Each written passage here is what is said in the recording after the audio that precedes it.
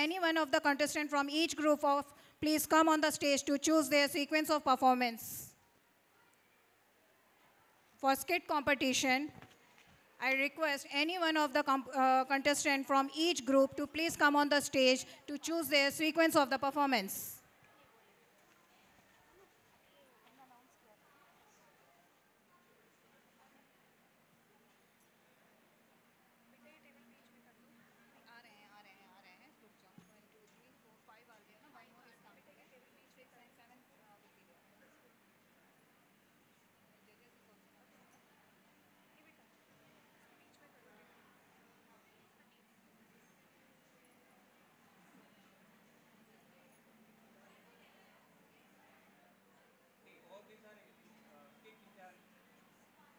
One is missing, Father. Seven are there. Two, three, four, five, six.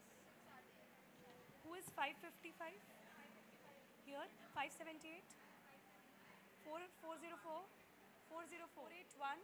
481 is missing. 539. Okay. 481 is missing. This one is missing. For skit, chest number 481. Please report on the stage. 481.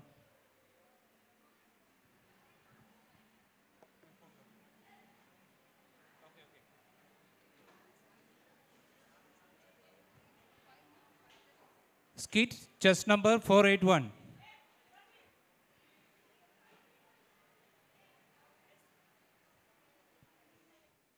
You give a warning to them. Even if they are taking the time, you write it down. And that has to be informed us.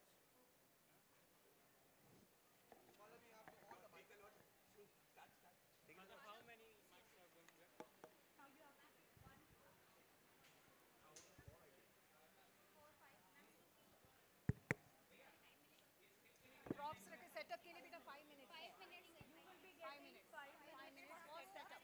Performance 12 minutes. Okay now? 5 minutes. No. Actually mic आपका पहले लगा कर वो setup का ही part है. Setup का ही part है. Ma'am 5 minutes मिलेंगे सेटअप 5 मिनट्स. और ये जो माइक लगाएंगे उसको काउंट नहीं करेंगे. इसलिए मैंने पहले बोला कि आप पहले माइक लगा लीजिएगा उसके बाद अगर आपने सेटअप करके माइक लगाया तो एक भी काउंट. नहीं, father is explaining.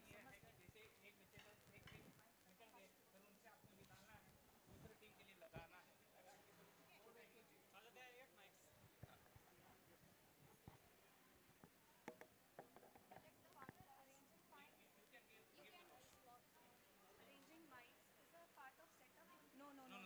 We are not keeping it because it is not possible. That I have informed. Okay. I think they will take more than 5 minutes. Chest number 539. Chest number 539, please come on the stage. You have to perform first. 539.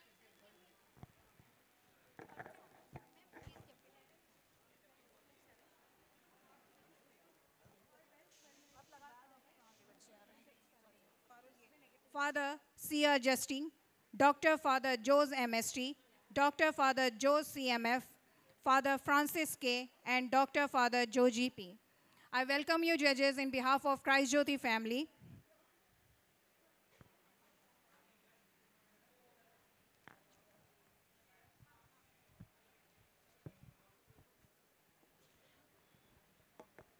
Now, I'm going to read out the rules of the competition. The skit will have a theme and will be performed fully in Hindi. However, no colloquial or indecent language is permitted. Students can use instruments and recorded sound except for dialogues and human voices. You can invite a student to play an instrument other than the 12 participants, but the instrument player will not be eligible for a prize. The committee will not be held liable for any technical issues. Actors have to speak along with acting. There will be 12 minutes for presentation, 5 minutes for setup, and 2 minutes to evocate that stage. The minimum number for skit is as per your choice, and maximum number is 12. Theme for skit, Shiksha Mein Navachar.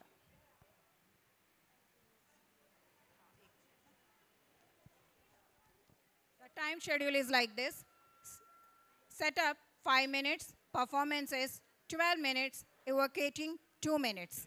First bell will be starting well, second bell 1 minute before the given time, and third bell after completing 12 minutes. The mic setup time is not being involved in this. It will be extra giving after completing the 12 minutes.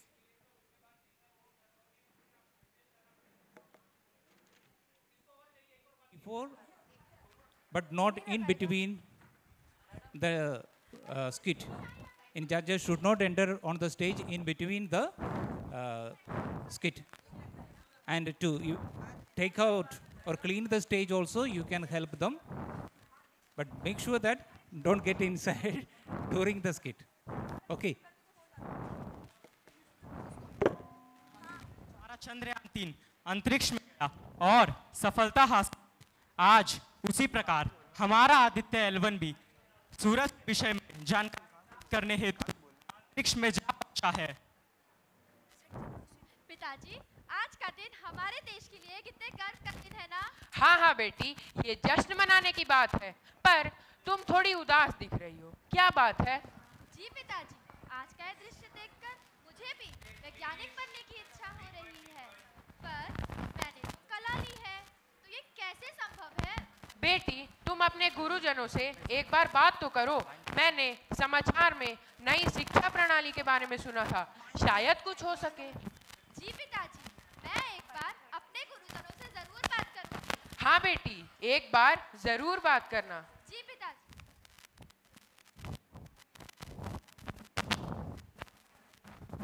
देखा रुद्र, आज हमारा Aditya L1 कितनी सफलतापूर्वक अंतरिक्ष में जा पहुंचा है। हाँ गुरुजी।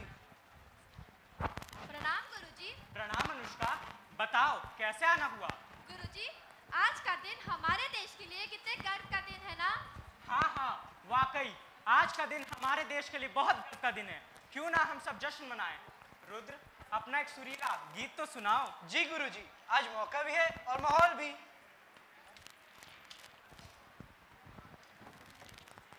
हम होंगे कामयाब, हम होंगे कामयाब, हम होंगे कामयाब एक दिन। ओ मन में है विश्वास, पूरा है विश्वास, हम होंगे कामयाब एक दिन। बहुत बढ़िया बेटा। अब बताओ अनुष्का, क्या बात है? तुम मुझे अभी भी परेशान दिख रही हो। जी गुरुजी, आज का यह दृश्य देखकर मुझे भी वैज्ञानिक बनने की इच्छा हो रही है, पर मैंने तो कला ली है, तो ये कैसे संभव है? ये तो अब बिल्कुल संभव है। तुम चाहो तो अपना विभाग बदल सकती हो। पर कैसे गुरुजी? अनुष्का ने तो कला ली है। अनुष्का, तुम चाहो तो अपना नाम दोबारा से 11वीं कक्षा में लिखवाकर अपना विभाग कला से विज्ञान में बदलवा सकती हो। शिक्षा में नवाचार के द्वारा अब ये संभव है। नवाचार? पर ये नवाचार क्या है गुरुजी? नवाचार एक बदलाव यानी परिवर्तन है जो समाज में स्फूर्ति, चेतना, ऊर्जा एवं नवीनता प्रदान करता है।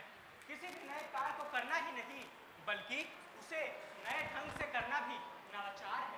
गुरुजी, शिक्षा में नवाचार के कारण ये सब कितना आसान हो गया है। अब हम सब ये कर सकते हैं। हाँ हाँ, ये सब शिक्षा में नवाचार का ही नतीजा है। जहाँ प्राचीन काल में गुरुकुल प्रणाली थी, वहीं मध्य काल में मुगलों के आगमन से उर्दू एवं फारसी पर जोर दिया जाने लगा। फिर अंग्रेजी शासन में अंग्रेजियत का प्रभाव पड़ा और फिर आया नवाचार। मुझे आप सभी को एक खुशी की बात बतानी है। क्या रुद्र? मेरा चयन राज फुटबॉल दल में हो गया है गुरुजी। बहुत बढ़िया बेटा। तुम चाहो तो संगीत के क्षेत्र में भी आगे बढ़ सकते हो। तुम गाते जो इतना अच्छा हो। जी गुरुजी। बधाई हो रुद्र। धन्यवाद अनुष्का। और बच्चों, मैं तुम्हें एक और बात बताना चाहता हूँ। नवाचार के द्वारा अब हर बच्चा अपनी रुचि अनुसार हर क्षेत्र में आगे बढ़ सकता है। चले, अब हम विद्यालय की ओर चलते हैं। जी।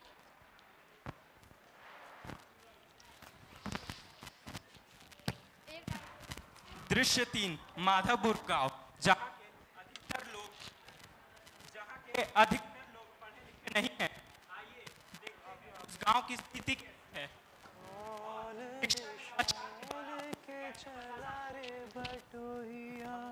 कौन दिशा में लेके चला रे बटोहिया, सहज सहज सुहानी सी डगर जरा देखने दे।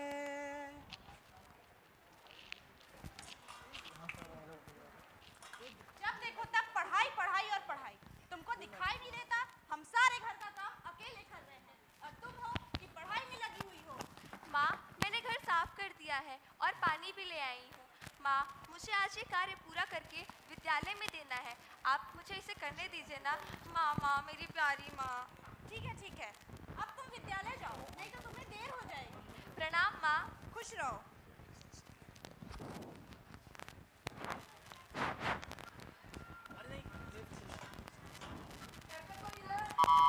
हाँ, कौन? हाय मेरी दैया, तार। हम तो अनपढ़ हैं, अभी तार को हम कैसे पढ़ें? डाक बाबू, तनी आप ही पढ़ के बता देंगे इसमें क्या लिखा है? मेरे पास समय नहीं है।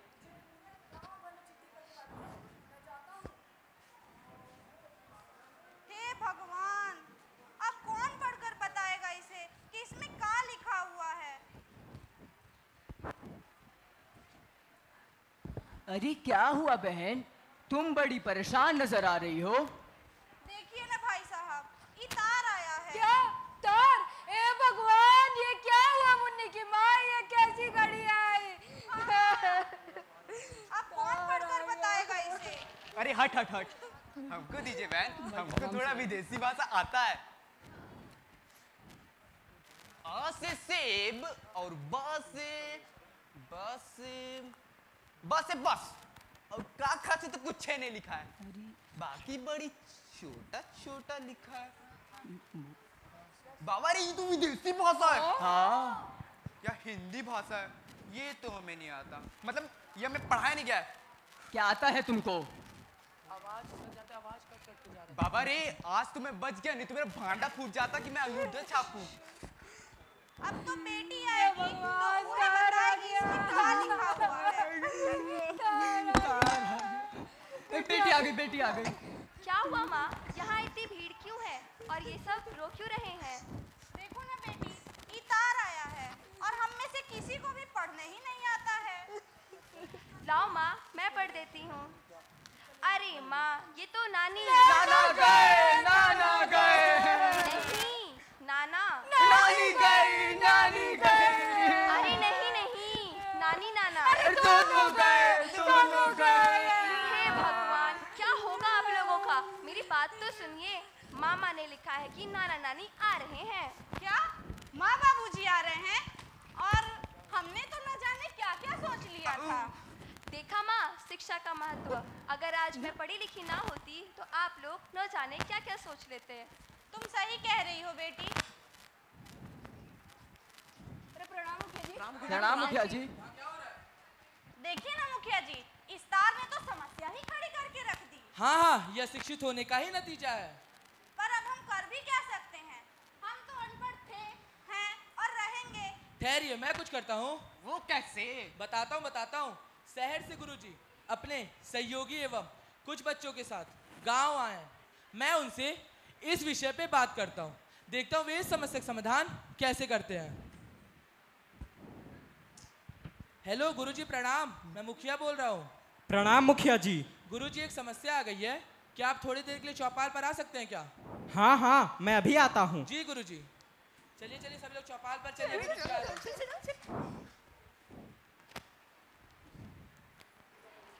प्रणाम गुरुजी। प्रणाम मुखिया जी। हट हट हट, देखो बाबू, ये कितने सुंदर दिख रहे हैं। क्या बात है? अरे अरे अरे अरे, कपड़ा तो देखो। अरे वो सब छोड़ो, जूता तो देखो, जूता। हटो, ज्यादा तुम जैसे तो वैसे रहो। माफी मुखिया जी। माफ करिएगा। कोई बात नहीं। देखिए गुरुजी, ये हमारे गांव के अशिक्षित लोग हैं।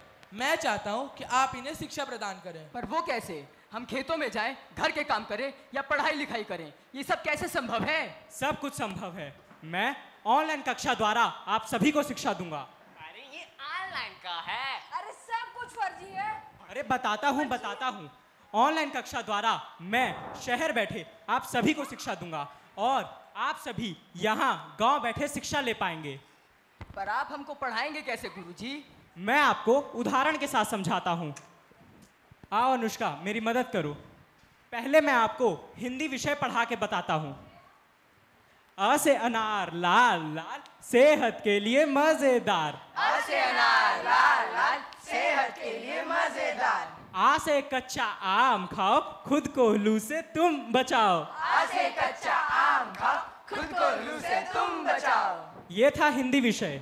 अब देखिए मैं आपको गणित कैसे पढ़ाता हूँ। सोमवार को आई रेल, मंगलवार को खेला खेल, बुधवार को नानी आई, गुरुवार को खाई मिठाई। तो बताइए कितने दिन हुए? 1 2 3 4। कितने हुए? 4। तो देखा, मैंने आपको गणित के साथ साथ सप्ताह के कुछ दिनों के नाम भी बताए। यही है शिक्षा में नवाचार। तो अब तो आप सभी खुश हैं ना? अब आप सभी की शिक्षा पूरी होगी।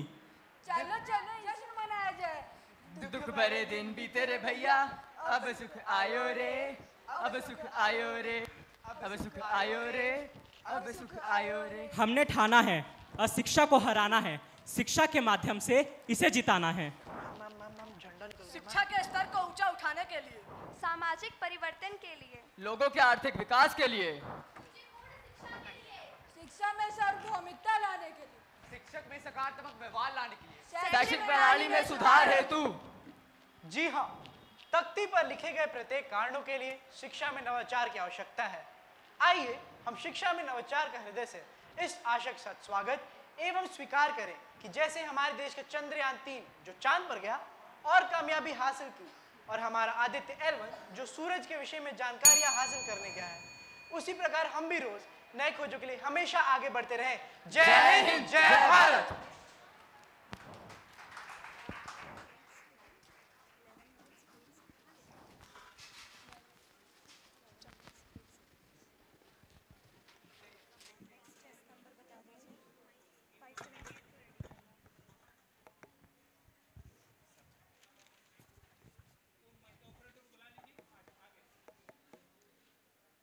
Now, chess number 578.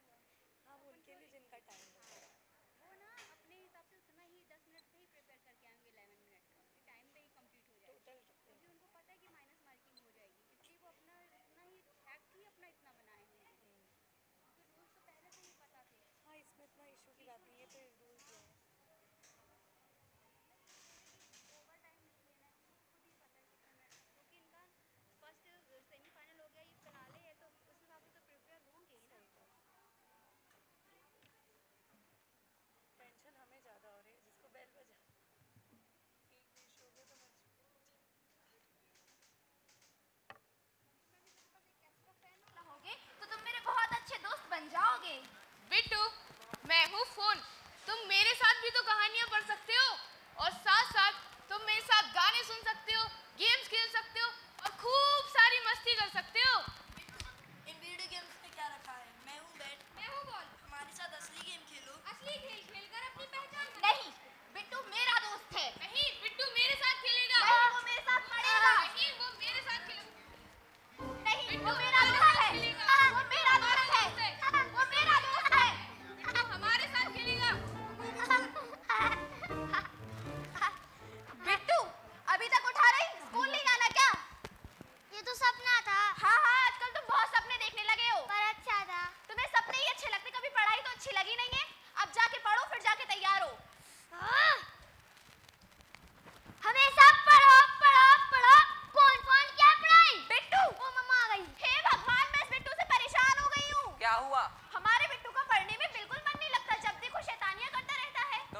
मत करो, कोचिंग ऑनलाइन क्लासेस है ना, सब सही हो जाएगा। सब कुछ है लेकिन मार्क्स नहीं है।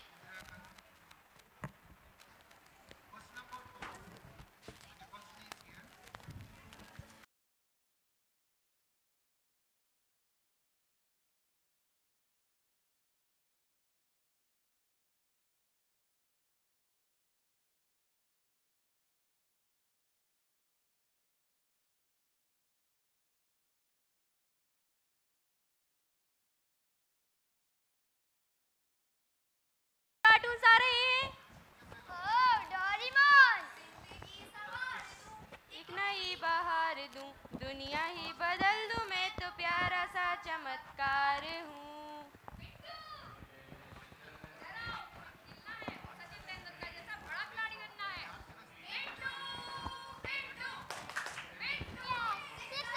बिट्टू, मैंने तुम्हें कितनी बार मना किया है खेलने को।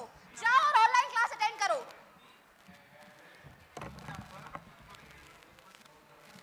पढ़ो। ओ मम्मा तो गई, अब गेम खेल लेता हूँ। खेलो बिट्टू खेलो, एक और किल बिट्टू, एक और किल, मारो बिट्टू मारो, एक और किल बिट्टू, एक और किल, खेलो बिट्टू खेलो, एक और किल बिट्टू। तुम गेम खेल रहे थे? मैंने तुम्हें मोबाइल पढ़ने के लिए दिलाया है, गेम खेलने के लिए नहीं। ओ टीचर ने मुझे एक कॉमिक बुक दी थी, उसी को पढ़ लेता हूँ।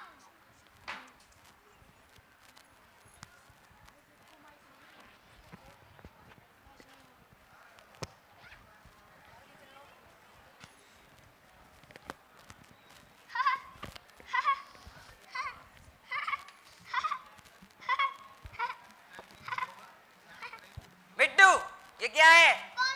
ये तुम्हें किसने दी? मैं तुम्हें स्कूल पढ़ने के लिए भेजता हूँ, ये कॉमिक पढ़ने के लिए नहीं। पर पापा मुझे कॉमिक पढ़ना अच्छा लगता है। मैं तुम्हारे स्कूल में इतने पैसे इसलिए खर्च कर रहा हूँ ताकि तुम डॉक्टर इंजीनियर बन सको। कल मैं तुम्हारे टीचर से बात करूंगा।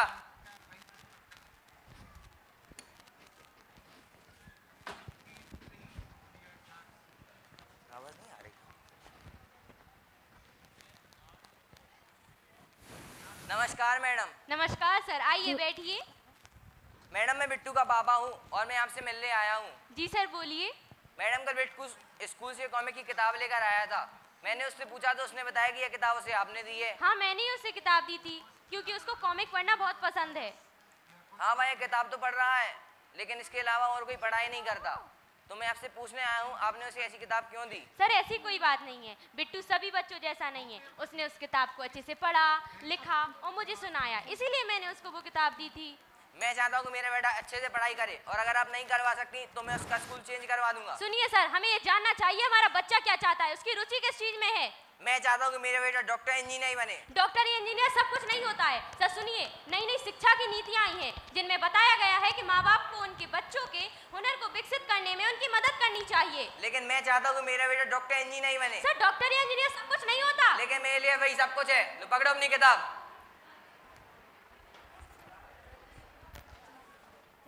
हटो हटो हटो, मैथ की बुक आ रही यार, मैथ की बुक कहाँ? कल सर मैथ के क्वेश्चन पूछेंगे, एग्जाम्स आ रहे हैं, मुझे कुछ आता नहीं। अगर मार्क्स कम आए तो मम्मी पापा डांटेंगे और सर डांटेंगे। चलो पढ़ ही लेता हूँ।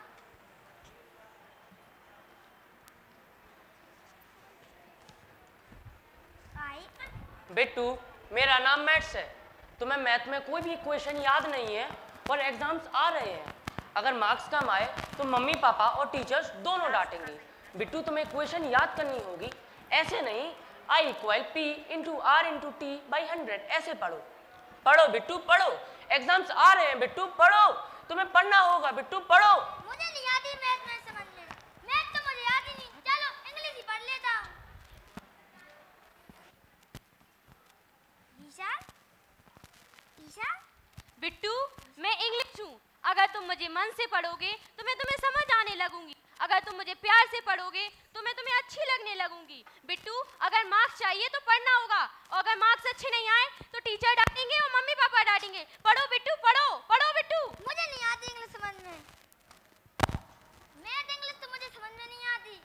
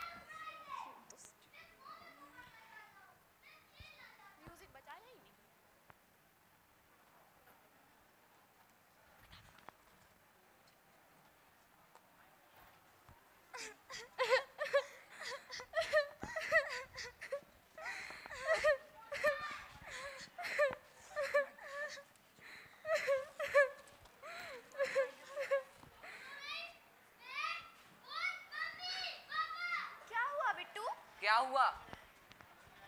क्या तुमने कोई सपना देखा है? पापा, मैंने देखा बुक, बैट, बॉल सब रो रहे हैं। क्या? ये क्या बोल रहा है?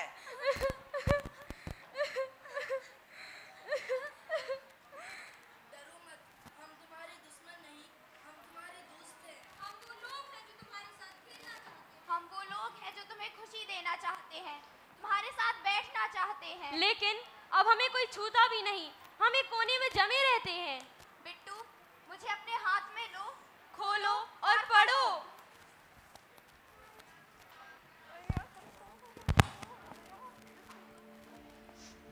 पहला अध्याय, अब्राहम लिंकन। बिट्टू, मैं अब्राहम लिंकन, कोयले की खदान से निकला एक हीरा, एक गरीब परिवार से था। मैं किताबें उठा लेकर सड़क के किनारे खंभे के नीचे काश में पढ़ता था। ऐसे अमेरिका जैसे देश का प्रेसिडेंट बना। अब्राहम लिंकन अमेरिका का प्रेसिडेंट।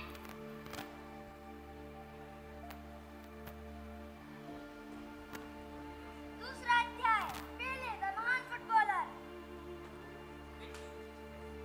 बचपन में जब मैंने फुटबॉल खेलना शुरू किया तो मेरे को सारी परेशानी हुई। मैंने अपने सपने को पाने की बहुत मेहनत की और यही कारण है कि मैं दुनिया का प्रसिद्ध व्यक्ति बन पाया जिसने की पढ़ ओ पेले द महान फुटबॉलर।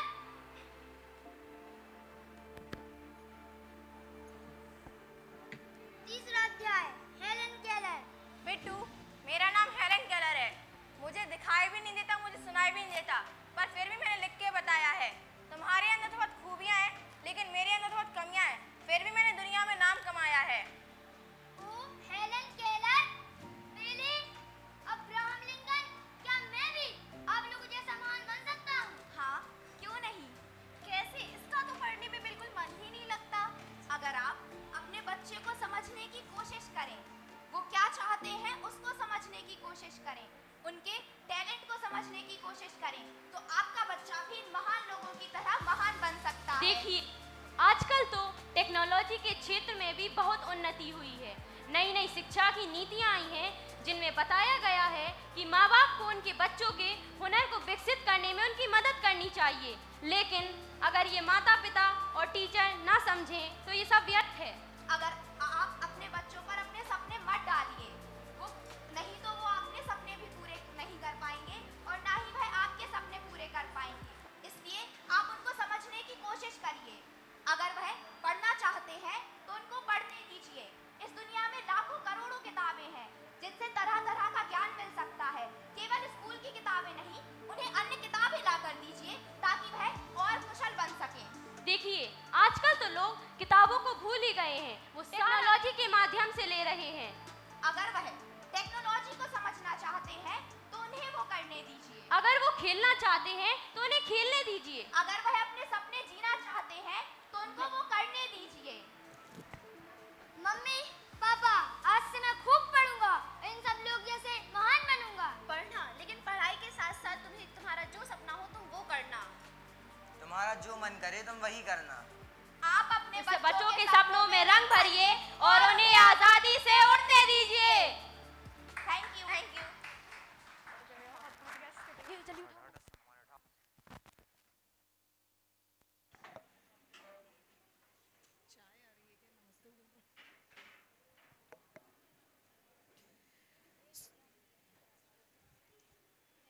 5:55.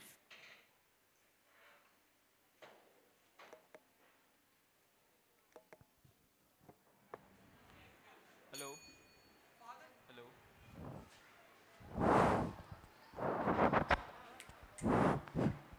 नमस्कार, मैं हूं कथावाचक और मैं आपको यह समझने में मदद करूंगा कि इस प्रस्तुति में क्या होने जा रहा है। तो जैसा कि आप देख पा रहे हैं, कक्षा में शिक्षक नहीं है, किंतु बाईं ओर की कक्षा के छात्र अपने कार्य में संलग्न रहते हुए शिक्षक की प्रतीक्षा कर रहे हैं।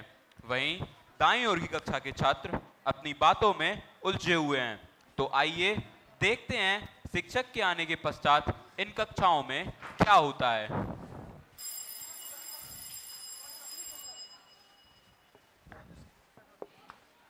नमस्ते मैम। नमस्ते बच्चों, बैठ जाइए।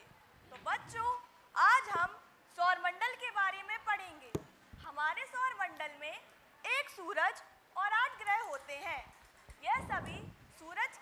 चारों ओर चक्कर लगाते हैं। इन्हीं ग्रहों में हमारी पृथ्वी भी आती है। मैम, हाँ बेटा। आप बता रही हैं कि 8 ग्रह होते हैं, लेकिन हमारे दादाजी ने तो बताया था कि 9 ग्रह होते हैं। हाँ बेटा, पहले 9 ग्रह होते थे, पर एक ग्रह को सूची से हटा दिया गया है, इसलिए अब 8 हैं। बैठ जाइए। तो बेटा अब बेटा हम अपने विषय पर आते हैं। फटाफट अपनी कॉपी पेन निकालिए और सौरमंडल के बारे में लिखिए। लिखिए,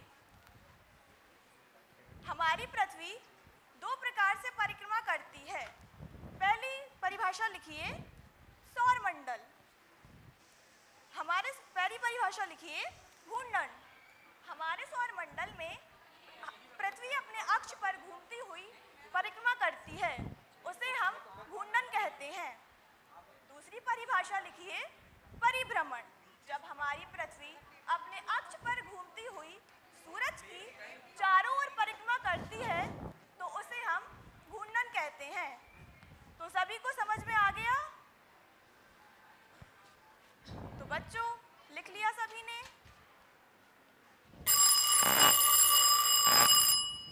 नमस्ते मैम। नमस्ते बच्चों, बैठ जाइए।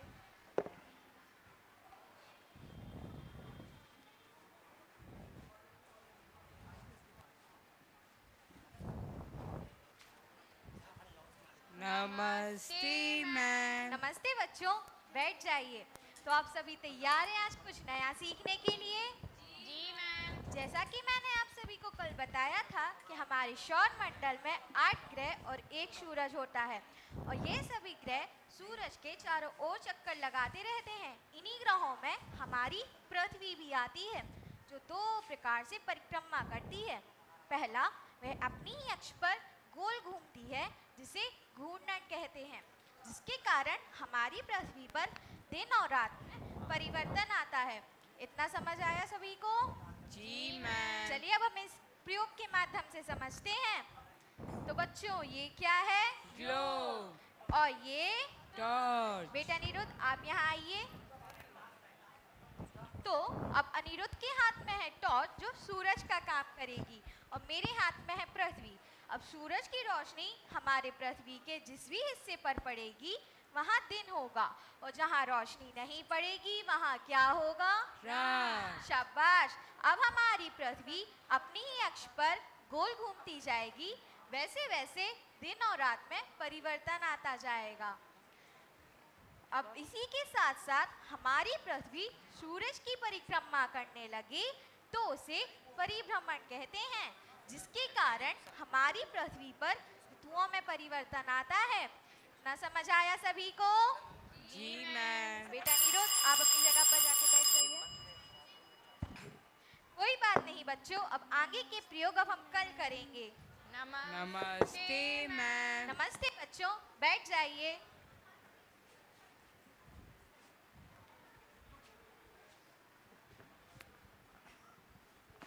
नमस्ते सर। नमस्ते बच्चों, सभी बैठ जाइए। तो बच्चों, आज हम न्यूटन के तीनों नियमों के बारे में पढ़ेंगे। जल्दी से अपनी कॉपी पेन निकालिए और पहला नियम लिखिए। न्यूटन का पहला नियम, यदि कोई वस्तु स्थिर अवस्था में है तो वह स्थिर अवस्था में ही रहेगी। नमस्ते बच्चों। उस पर कोई बाहरी बल ना लगाया जाए, और यदि गतिशील अवस्था में है तो वह गति में ही रहेगी जब तक उसे रोकने के लिए कोई बाहरी बल ना लगाया जाए। तो समझ में आया सभी को? अब दूसरा नियम, किसी भी वस्तु के वेग परिवर्तन की दर उस पर लगाए गए बल के समानुपाती होती है, और परिवर्तन की दिशा भी वही होती है जो बल की दिशा होती है। तो लिख लिया सभी ने? शाबाश। अब न्यूटन का तीसरा नियम। नमस्ते सर। नमस्ते बच्चों, सभी बैठ जाइए। तो बाकी के नियम अब हम कल की कक्षा में करेंगे। बच गए।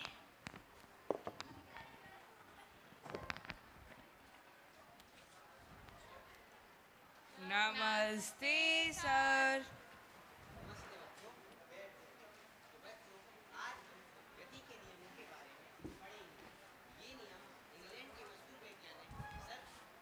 आइजैक न्यूटन न्यूटन ने दिए थे और ये कुल 3 प्रकार के हैं और इन्हें हम न्यूटन के नियम भी कहते हैं।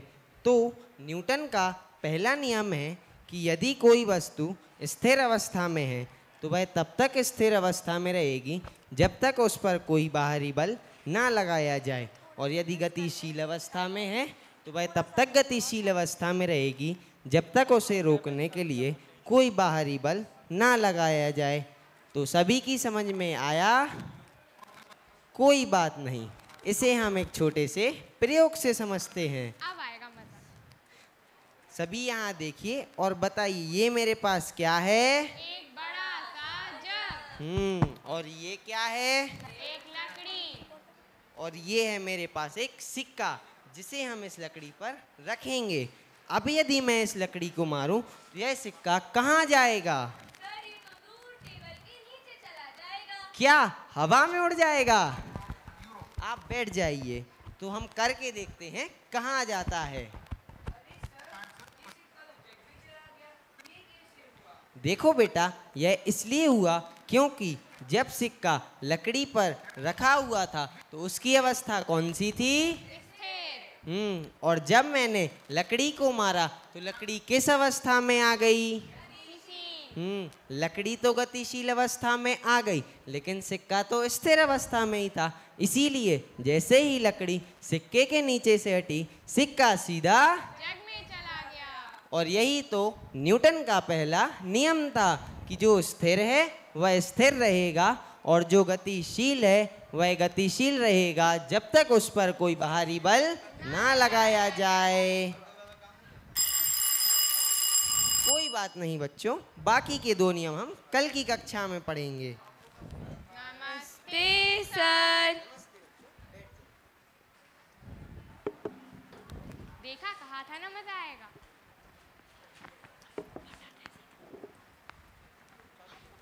अभी तक आप सभी ने देखा कि शिक्षकों ने कक्षा में शिक्षण कार्य संपन्न कर लिया। अब विद्यालय में शिक्षा अधिकारी का आगमन होता है और वे सीधे कक्षाओं की ओर चले जाते हैं।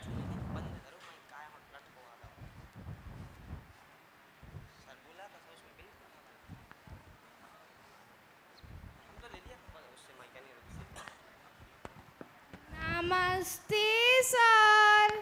नमस्ते बच्चों, तो कैसे हैं आप सभी और पढ़ाई करने में मजा आ रहा है या नहीं? क्या पढ़ाई और मजा?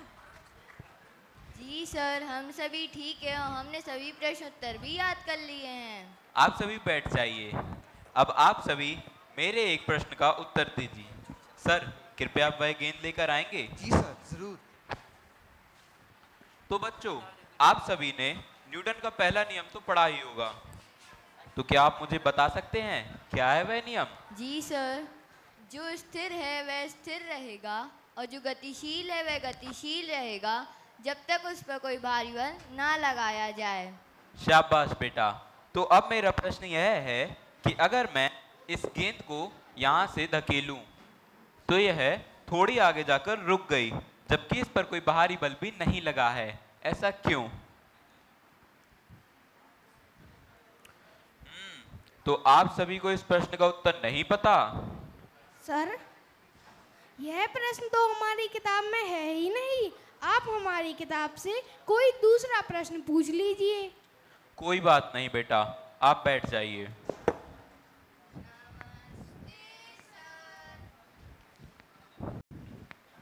कक्षा का स्तर कुछ खास नहीं है, शायद पढ़ाने के तरीकों में कुछ कमी है। कृपया इन पर सुधार करें। जी सर, जरूर। नमस्ते सर। नमस्ते बच्चों, तो कैसे हैं आप सभी और पढ़ाई करने में मजा आ रहा है या नहीं? सर, हम सभी ठीक है और पढ़ाई करने में बहुत मजा आ रहा है। अब आप सभी बैठ जाइए। तो अब आप सभी मेरे एक प्रश्न का उत्तर दीजिए। जैसे अभी हमारे देश में दिन है किंतु इसी समय किन्हीं और देशों में रात भी है, ऐसा क्यों? सर। अरे वाह, सभी को उत्तर पता है। बेटा आप बताइए।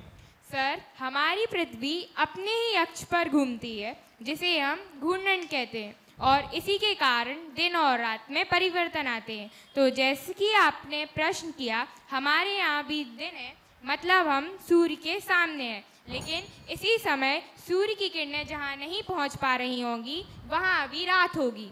शाबाश बेटा, आप बैठ जाइए। सर, हमने तो इसे प्रयोग करके भी देखा था। क्या प्रयोग इसी कक्षा में? जी सर। तो क्या आपको आता है वे प्रयोग? तो मुझे भी करके बताइए।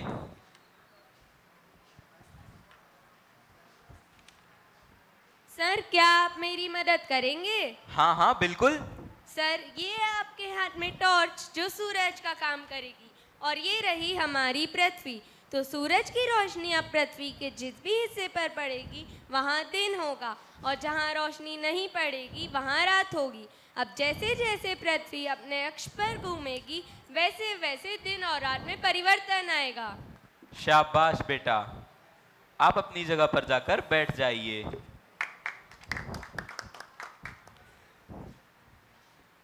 नमस्ते सर। नमस्ते बच्चों, आप भी बैठ जाइए।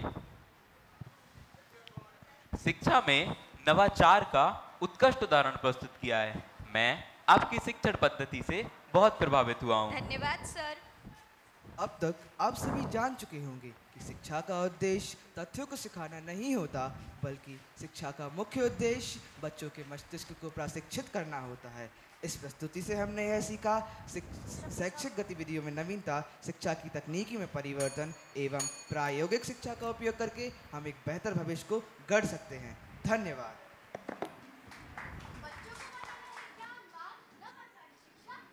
समाधान। नवाचारी शिक्षा पद्धति अपनाना है, देश को चांद पर ले जाना है। सभी समस्याओं का हल नवाचारी शिक्षा देगी बेहतर कल।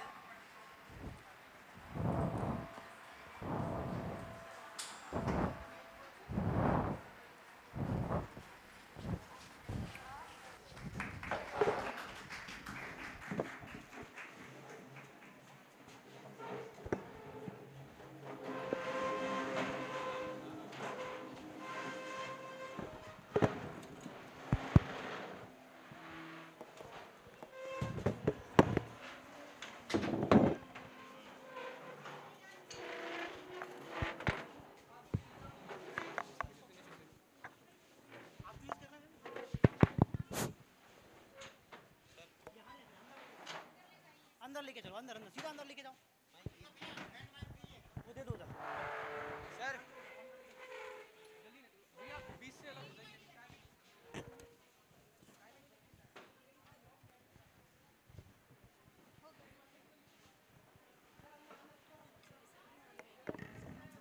Now, chess number 443 has to go to perform the stage. Chess number 443.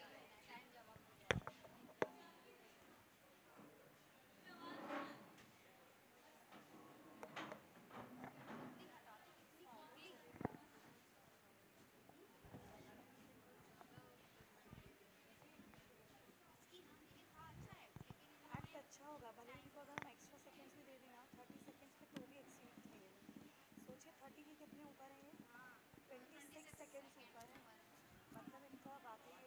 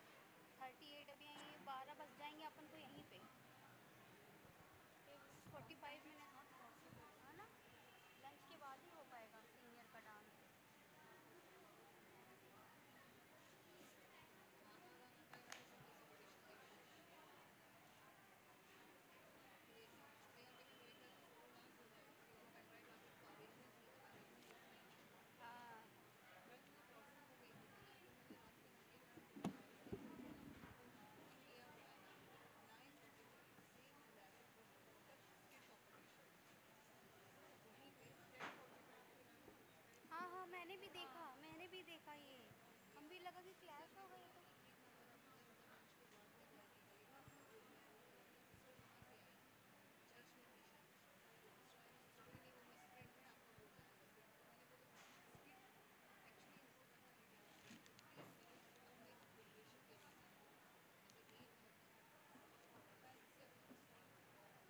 तो जजेस ही तो नहीं आए थे अपन के जजेस नहीं आए थे नीचे ही लेट स्टार्ट हुआ हाँ जजेस बहुत लेट आए जजेस लेट आए लेकिन 8 बजे स्टार्ट होना था वहाँ पे 15 मिनट तो delay we were waiting for the जज हाँ सो वी आर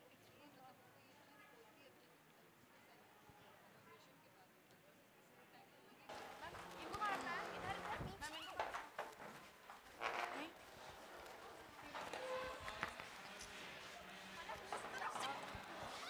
हट जाओ हट जाओ हट जाओ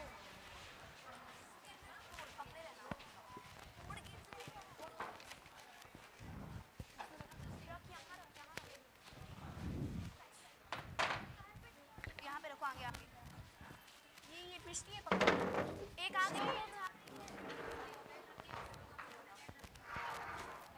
बैग रख के आना इस बार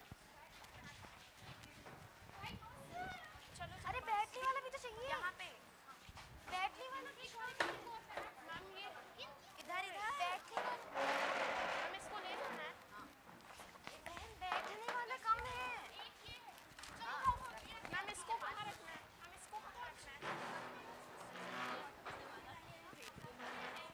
अपना मॉडल चलो स्टेबल कहाँ है मैडम वो अनंत को बुलाइए अनंत मैम बोर्ड्स ले जाऊँ बोर्ड मैम हमारा मॉडल चप्पल लगा दे उठा हम इसको कहाँ रखने हैं नहीं आएगा और कुछ मैम ये दे दीजिए पलक ये पकड़ मॉडल टीचर टेबल पे खोल के रखना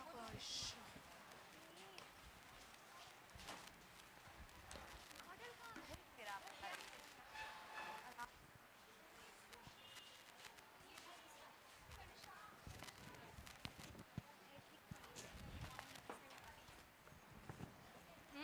ये ब्लू लाइट नहीं चल रही है और मैम ये और कुछ नहीं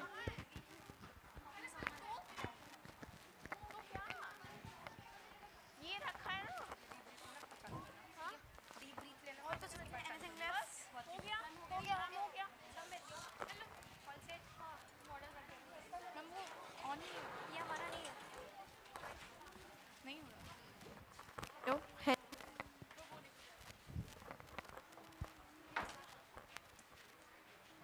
भाई मेरा लाइट है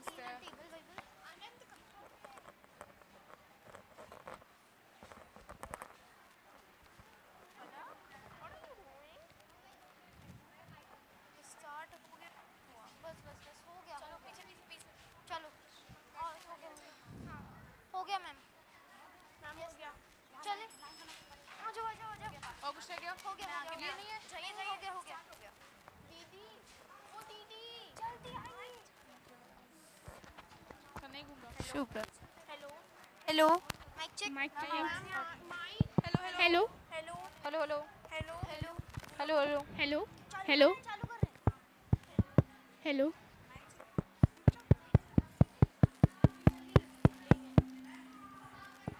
hello hello hello hello hello hello अरे यार अभी लगा के देखो चल रहा था hello hello hello hello bye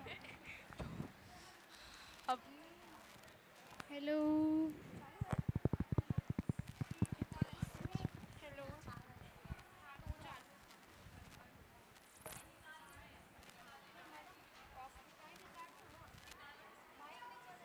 hello hello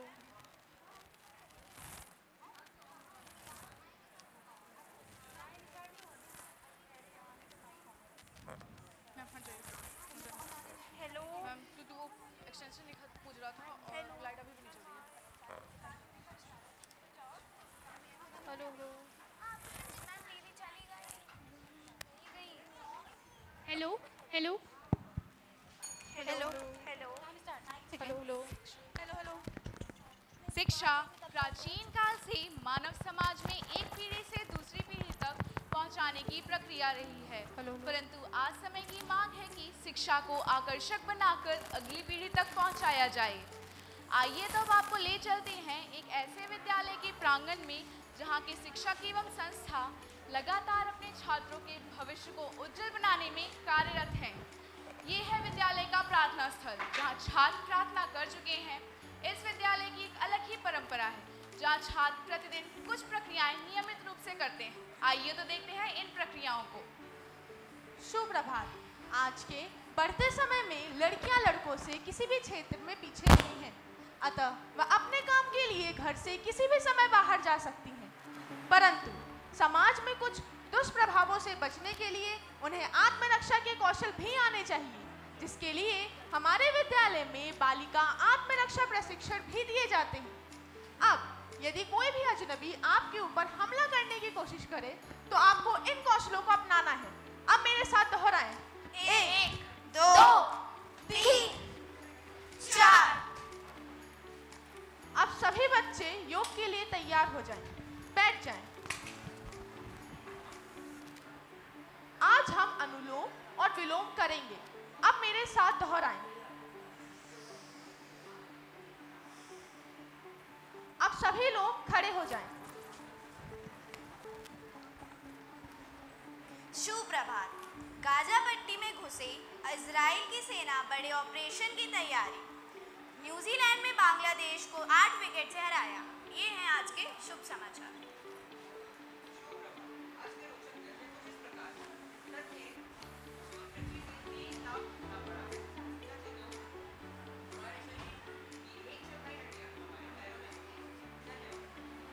सुप्रभात। तो जैसा कि हमारी कक्षाचार्य ने बताया है कि पर्यावरण को स्वच्छ रखने के लिए अधिक से अधिक पेड़ लगाने चाहिए, तो आज मेरा जन्मदिन है और आज मैं एक पेड़ लगाने का संकल्प लेती हूँ। ये तो बहुत ही अच्छी बात है, तुम एक अच्छा प्रयास कर रही हो। धन्यवाद। अब सभी बच्चे पंक्तिबद्ध होकर अपनी अपनी कक्षाओं में वापस जाएं। शैक्षिक नवाचार शिक्षा के विकास में रहने वाली प्रक्रियाओं को प्रदर्शित करते हैं। इन नवीन प्रावधानों के कारण शैक्षिक नवाचारों का महत्व बढ़ गया है। आज के आधुनिक संसाधनों ने इसे एक आवश्यकता के रूप में स्थापित कर दिया है। आइए तो आपको ले चलते हैं कक्षा के अंदर। सुप्रभात शिक्षिका। सुप्रभात छात्रों, आप लोग बैठ जाइए। जैसा कि मैंने आपसे आपके जीवन के लक्ष्य के बारे में पूछा था, तो आप में से कोई शिक्षक, चिकित्सक, सैन्य सर, अभियंता, विमान चालक बनना चाहता था। तो आज से मैं आपको आपके भावी नामों से ही बुलाऊंगी। तो उपस्थिति दीजिए। चिकित्सक अत्रेय, शिक्षक अग्नि, अभियंता अनंत, सिपाही शुभ, विमान चालक प्रेरणा। छात्रों की उपस्थिति को इस तरह से दर्ज करने का उद्देश्य उन्हें उनके लक्ष्य की ओर प्रेरित करता है। अच्छा, तो हम जैसा कि प्रतिदिन पर्ची के माध्यम से कक्षा प्रमुख का चुनाव करते हैं, तो आज भी यह प्रक्रिया शुरू करते हैं। देखते हैं कि आज का कक्षा प्रमुख कौन बनता है। अब एक छात्र मेरे पास आए और पर्ची खोलकर नए कक्षा प्रमुख का नाम बताए। शिक्षिका, क्या मैं आ जाऊं? बिल्कुल आइए।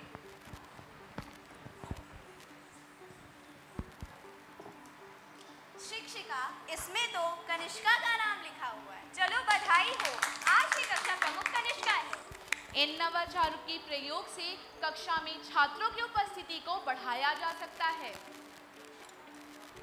अब सभी छात्र अपने अपने चश्मे पहन लें। विषय हम 3D के माध्यम से पढ़ेंगे और हमारा विषय है पृथ्वी की परतें।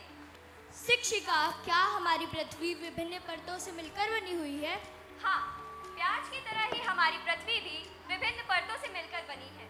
आप लोग स्क्रीन में देख सकते हैं कि पृथ्वी की परतों को 3 भागों में बांटा गया है। पृथ्वी की पहली परत का नाम है भूपर्पटी, दूसरी परत का नाम है भूप्रावार और तीसरी परत, जो कि पृथ्वी का केंद्र है, कोर कहलाता है। आप सब ने 3D में पृथ्वी की परतों को देखा। अब आप बताइए, पृथ्वी का केंद्र क्या कहलाता है? पृथ्वी का केंद्र कोर कहलाता है। बैठ। आप सबने 3D में पढ़ा, आपको कैसा अनुभव हुआ? इसमें तो मैंने पृथ्वी को घूमते हुए भी देखा। हाँ, 3D के यही फायदे हैं कि इसमें हम हर विषय की जानकारी सजीवता से ले सकते हैं। एनिमेशन का उपयोग छात्रों को जटिल विषयों और प्रक्रियाओं को देखने और समझने में सक्षम बनाता है। संदेशों और जटिल विषयों को सरल बनाने के साथ साथ एनिमेशन आधारित शिक्षा शिक्षार्थियों की धारणा को भी बेहतर बनाने में मदद कर सकती है। हमारा दिमाग दृश्य जानकारी को कुशलतापूर्वक और तेजी से संसाधित कर सकता है। अभी हम सब ने 3D के माध्यम से पढ़ा, अब हम गतिविधि के माध्यम से भी पढ़ेंगे। आप सभी अपनी जगह पर खड़े हो जाएं। अब ये समझिए कि यह भारत का नक्शा है और यह उत्तर दिशा है और हम सब मध्य प्रदेश में हैं। अब पलक दिल्ली जाए।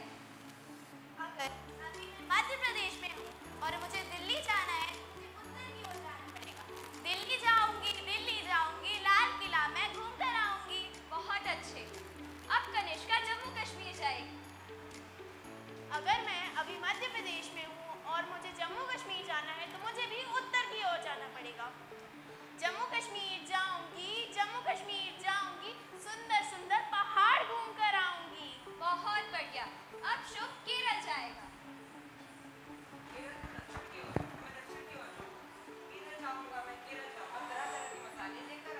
बहुत अच्छे।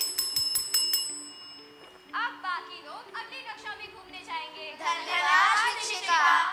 शिक्षा को आकर्षक एवं मनोरंजक बनाने का उद्देश्य छात्रों की अवधारणा को बेहतर बनाना है।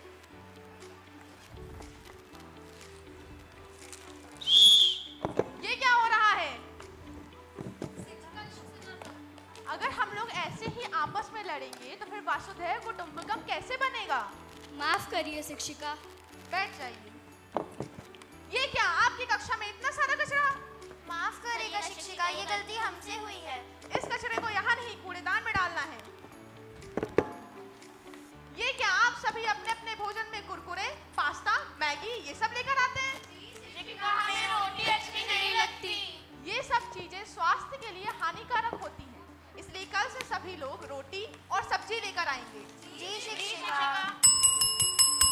इन प्रयासों से हम अपने विद्यालय, घर, शहर तथा अपने देश को स्वच्छ रख सकते हैं। स्वच्छता एक अच्छी आदत है जिसे हमें स्वस्थ जीवन के लिए अपनाना चाहिए। इन प्रयासों से हम स्वच्छ भारत अभियान को भी सफल बना सकते हैं।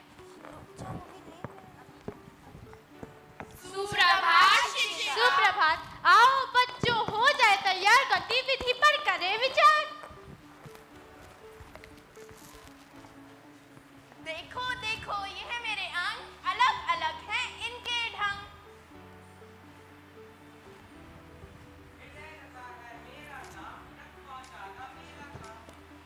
मस्तिष्क है मेरा नाम, सोचना समझना मेरा काम। पेट रखा है मेरा नाम, खाना पचाना मेरा काम। देखो देखो, मैं हूँ आँख, मैं देखूं सब साफ साफ। रीढ़ की हड्डी मैं कहलाऊं, मैं सबको चलाऊं फिराऊं। कहते हैं मुझे गुर्दा भाई, करता हूँ मैं साफ सफाई। कान के नाम से जाना जाऊं, सबकी बातें मैं सुन पाऊं। आज की कक्षा हुई खत्म, कल इसको आगे करेंगे हम। धन्यवाद शिक्षिका। गतिविधियों के माध्यम से छात्र शिक्षा में तनाव मुक्त रहते हैं तथा उन्हें सामाजिक प्राणी बनने का भी अवसर मिलता है।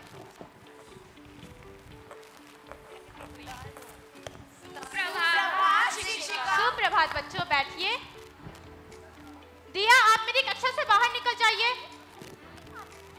माफ करिएगा शिक्षिका, मुझे समझ नहीं आया। मैं दोबारा नहीं कहूंगी। शिक्षिका ने ऐसा कानून क्यों है?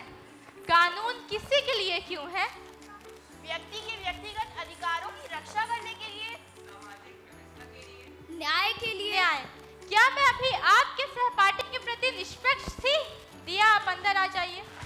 यदि आज आप न्याय के लिए आवाज नहीं उठाते हैं तो कल को आपको भी अन्याय का सामना करना पड़ सकता है। मैं यहाँ आपको आपकी आवाज की ताकत सिखाने के लिए हूँ। आपको हमेशा सत्य के साथ और गलत के विरुद्ध रहना चाहिए। बच्चों, आज मैंने आपको जो सिखाया वो शायद ही भविष्य में आपको कोई सिखाए, इसलिए मेरी इन बातों को आप आत्मसात जरूर करें। धन्यवाद शिक्षिका। अन्याय देखने वाला अन्याय करने वाले के बराबर अपराधी होता है। इसलिए हमें सदैव अन्याय के विरुद्ध और सत्य के साथ खड़े रहना चाहिए।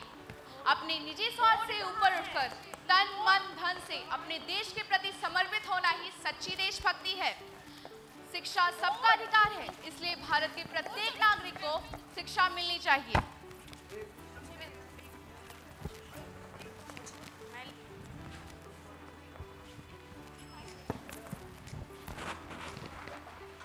बढ़ेगा भारत तभी तो आगे बढ़ेगा भारत। धन्यवाद।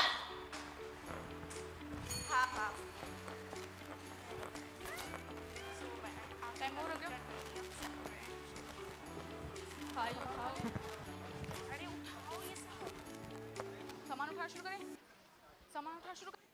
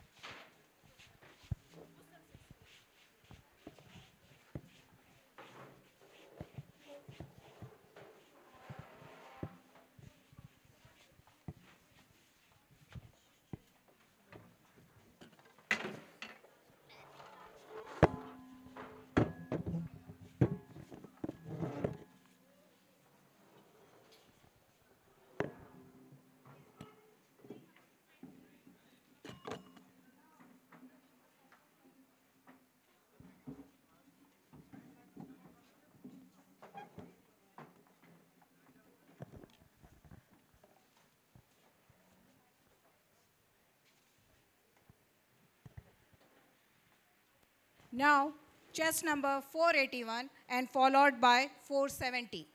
So now, chess number 481 is going to perform.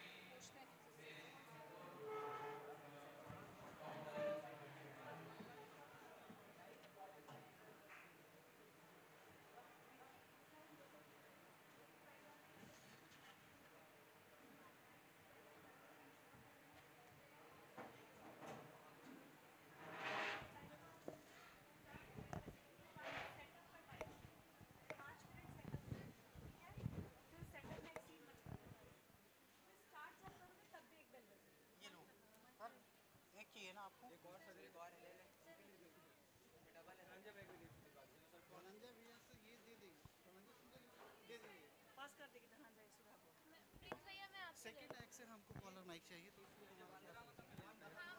Madam काम खत्म हो तुम दे दो सर मैं इधर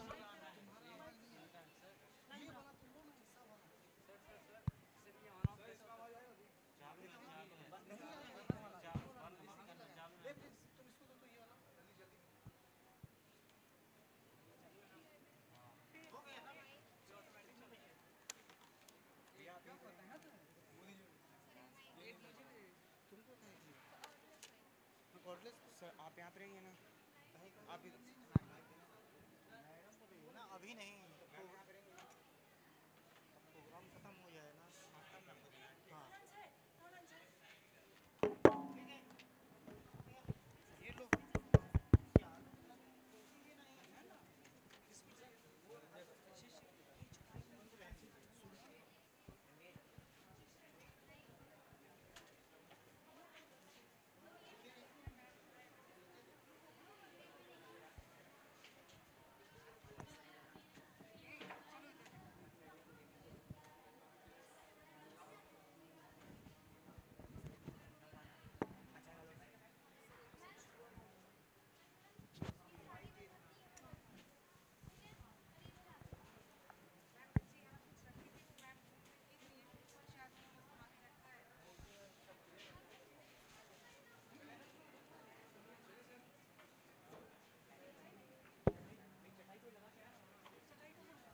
लगाया धनंजय, चटाई लगाया वहाँ? नहीं लगाया हूँ। चटाई देखो पेड़ उड़ सब सही है ना?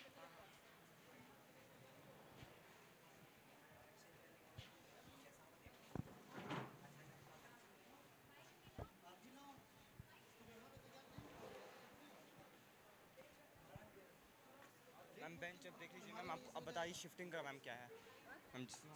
ऐसे ऐसे रखोगे, ऐसे रखोगे, ऐसे रखोगे। ये वाला पीछे वाला पीछे वाला लेकिन पीछे मैम चार है तो मैम का क्या होगा मैम जो एक्स्ट्रा रहेगा? कोई बात नहीं, एक्स्ट्रा नीचे कर दो, पीछे कर, लेकिन पीछे नहीं रखो। हम उठाएंगे नहीं मैम, बस जस्ट ये कुर्ता कुर्ता देख लीजिएगा। हाँ ठीक है, लाइन लगा अभी नहीं क्या प्रिंस आगे जा, आगे फिर आगे जाना। Yes ma'am. घबराना नहीं, सुनो घबराना नहीं। जय श्री राम, जय श्री राम, जय श्री राम।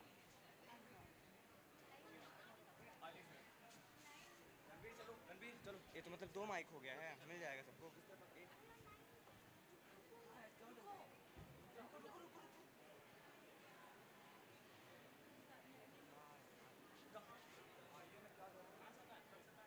सर कहाँ है यार? ये अब कैसे स्टार्ट करें यार? ऐसे स्टार्ट करते हैं। तो जिस तरह सुनो घबराना नहीं, अगर भूल भी गए तो वहीं से स्टार्ट करो। बचा देंगे। जय श्री राम।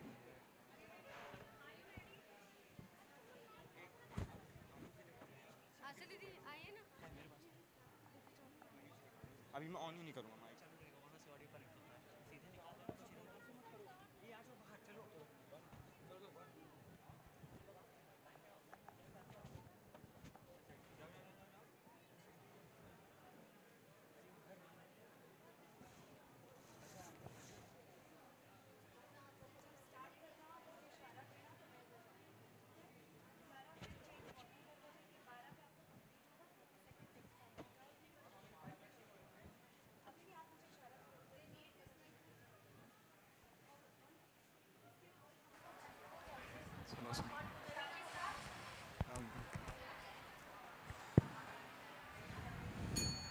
सुनो सुनो भाई सुनो सुनो सुनो सुनो भाई सुनो सुनो झूम झूम कर घूम घूम कर झूम झूम कर घूम घूम कर सबको ये बतलाएंगे सबको ये बतलाएंगे हम सब विद्यालय के बच्चे हम सब विद्यालय के बच्चे नई दिशा दिखलाएंगे नई दिशा दिखलाएंगे।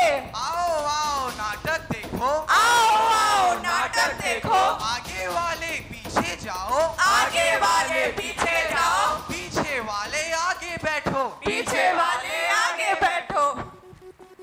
क्या यहाँ नाटक होगा? नाटक का शीर्षक क्या होगा? तो क्या नाटक का शीर्षक गरीबी और बेरोजगारी है? नहीं नहीं भाई नहीं नहीं। क्या हम लोग यहाँ आए राजनीति के बारे में बात करने? नहीं नहीं भाई नहीं नहीं। तो क्या हम लोग यहाँ आए रोग से ग्रसित लोगों के बारे में बात करने? नहीं नहीं भाई नहीं नहीं। हम लोग खेलों के महत्व बताने के लिए सम्मिलित हुए हैं ताकि उसके बारे में पुनः हम विचार कर सकें और किस प्रकार ग्रसित लोगों के बारे में हम विचार कर सकें। नहीं नहीं भाई नहीं नहीं। हम लोग यहाँ सम्मिलित इसलिए नहीं हुए कि बेरोजगारी और गरीबी की समस्याओं पर बात करें, न तो खेलों के महत्व के बारे में। हम लोग यहाँ सम्मिलित इसलिए हुए हैं कि शिक्षा के नवाचार पर विचार कर सकें। क्या है ये शिक्षा का नवाचार? शिक्षा के नवाचार तुम्हारा उद्देश्य क्या है? शिक्षा के नवाचार का अर्थ क्या होता है? इंसान को रोटी, कपड़ा और मकान के बाद जिस चीज की सबसे जरूरत पड़ती है वह है शिक्षा। शिक्षा नवाचार का सिद्धांत कर दिया है कि शिक्षा प्रणाली पद्धति में आ रही विभिन्न प्रकार की समस्याओं को सुचारू रूप से समाधान करना।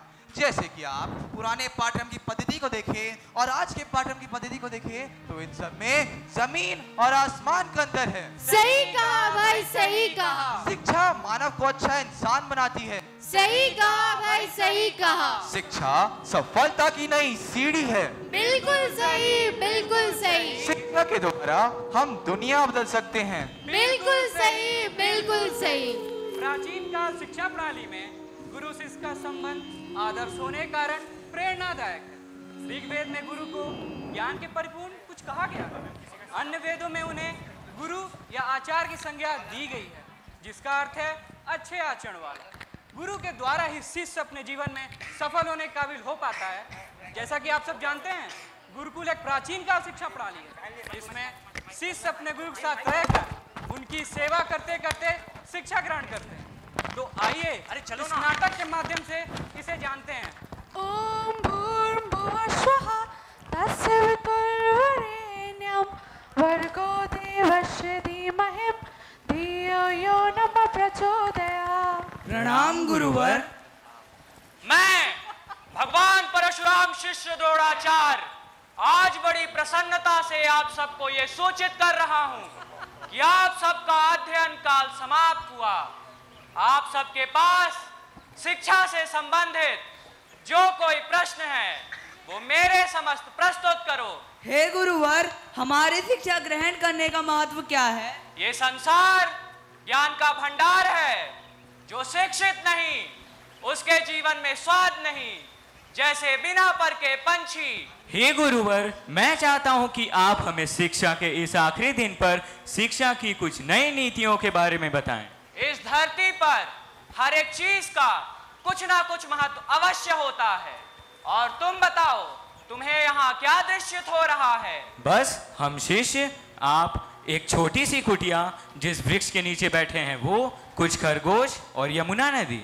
मनुष्य को जब तक अपना लक्ष्य साफ दिखाई नहीं देता तब तक वह सफलता के मार्ग पर अग्रसर नहीं हो सकता। हे गुरुवर, आज हमारी शिक्षा का आखिरी दिन है, तो आप बताइए हम और क्या करें? वत्स, तुम्हारे समीप वो जो पत्थर पड़ा है उसे उठाकर यमुना नदी में समर्पित कर दो। जी गुरुवर। गुरुवर, आपने इस पत्थर को यमुना में विसर्जित क्यों करवाया? पुत्र, ये तुम्हारी शिक्षा का आखिरी पड़ाव था। आने वाले समय में ये तुम्हारा मार्गदर्शन करेगा। जी गुरुवर। कल्याण वस्तु। ऐसे कितने बच्चे हैं जो घर पर बोलने में तो बिल्कुल नहीं शर्माते, पर कक्षा में या स्टेज पे नहीं बोलते और दूसरे बच्चों से पीछे रह जाते हैं। सब कुछ आते हुए भी ऐसे बच्चे अपने जीवन में वो हासिल नहीं कर पाते जिसके वो काबिल हैं। ज्यादातर अभिभावकों को यही लगता है कि बच्चों में कमी है, पर ये बात बिल्कुल गलत है।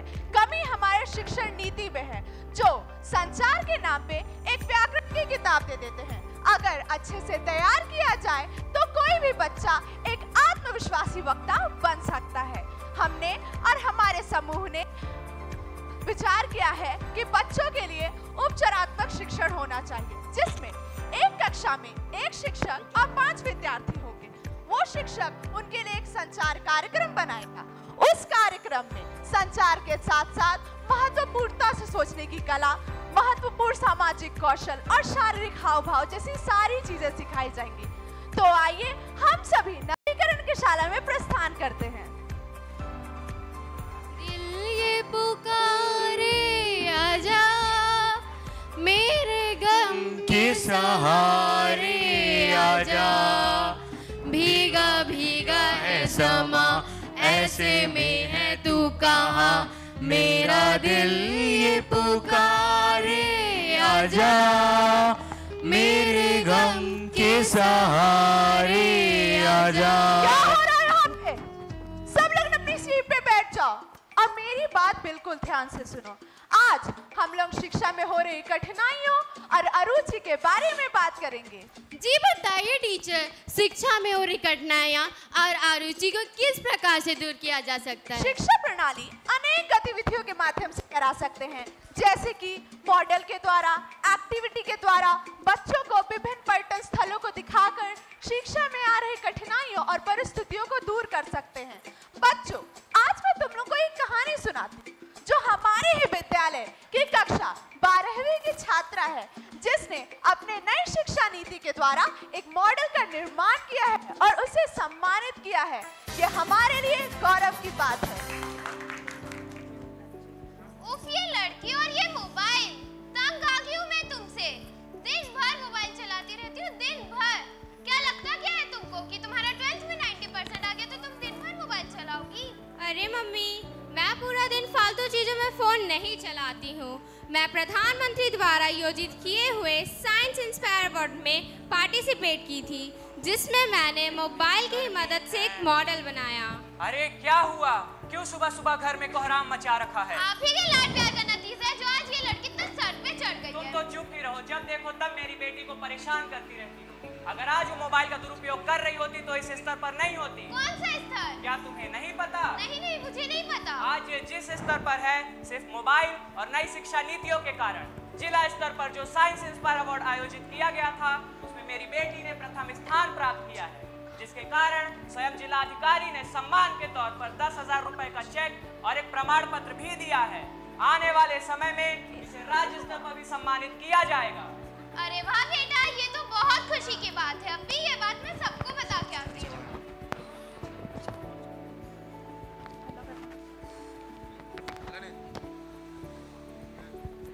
कीप क्वाइट बच्चों, बिल्कुल शांत होके बैठ जाओ। आज मैं तुम लोग को शिक्षा नवाचार के बारे में बताऊंगी। जी बताइए टीचर।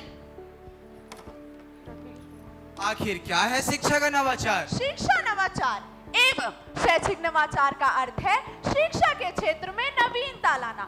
शिक्षा नवाचार दो शब्दों से मिलकर बना है, नव यानी नया और आचार यानी परिवर्तन। अच्छा, तो इससे हम बहुत सारे ज्ञान को प्राप्त कर सकते हैं और पढ़ाई में रुचि उत्पन्न होगी। बिल्कुल सही समझा तुमने। आज हम सभी एक नई गतिविधि के माध्यम से अध्ययन का प्रारंभ करेंगे, जिसका शीर्षक है कि मनुष्य के हृदय में रक्त संचार कैसे होता है। अब बच्चों, ये देखो, ये है हृदय। क्या तुमको पता है कि 1 मिनट में कितनी बार धड़कता है? नहीं टीचर, हमें नहीं पता। ये 1 मिनट में 72 बार धड़कता है। टीचर, हमारा रक्त लाल क्यों होता है? हमारा रक्त लाल इसलिए होता है क्योंकि इसमें हीमोग्लोबिन पाया जाता है। जी टीचर। प्रोजेक्ट के माध्यम से हम कक्षा में नई गतिशीलता ला सकते हैं, जो शिक्षा नवीकरण के लिए लाभदायक है। जी टीचर, आज की गतिविधि से हमने जाना कि हमारा हृदय कैसे कार्य करता है।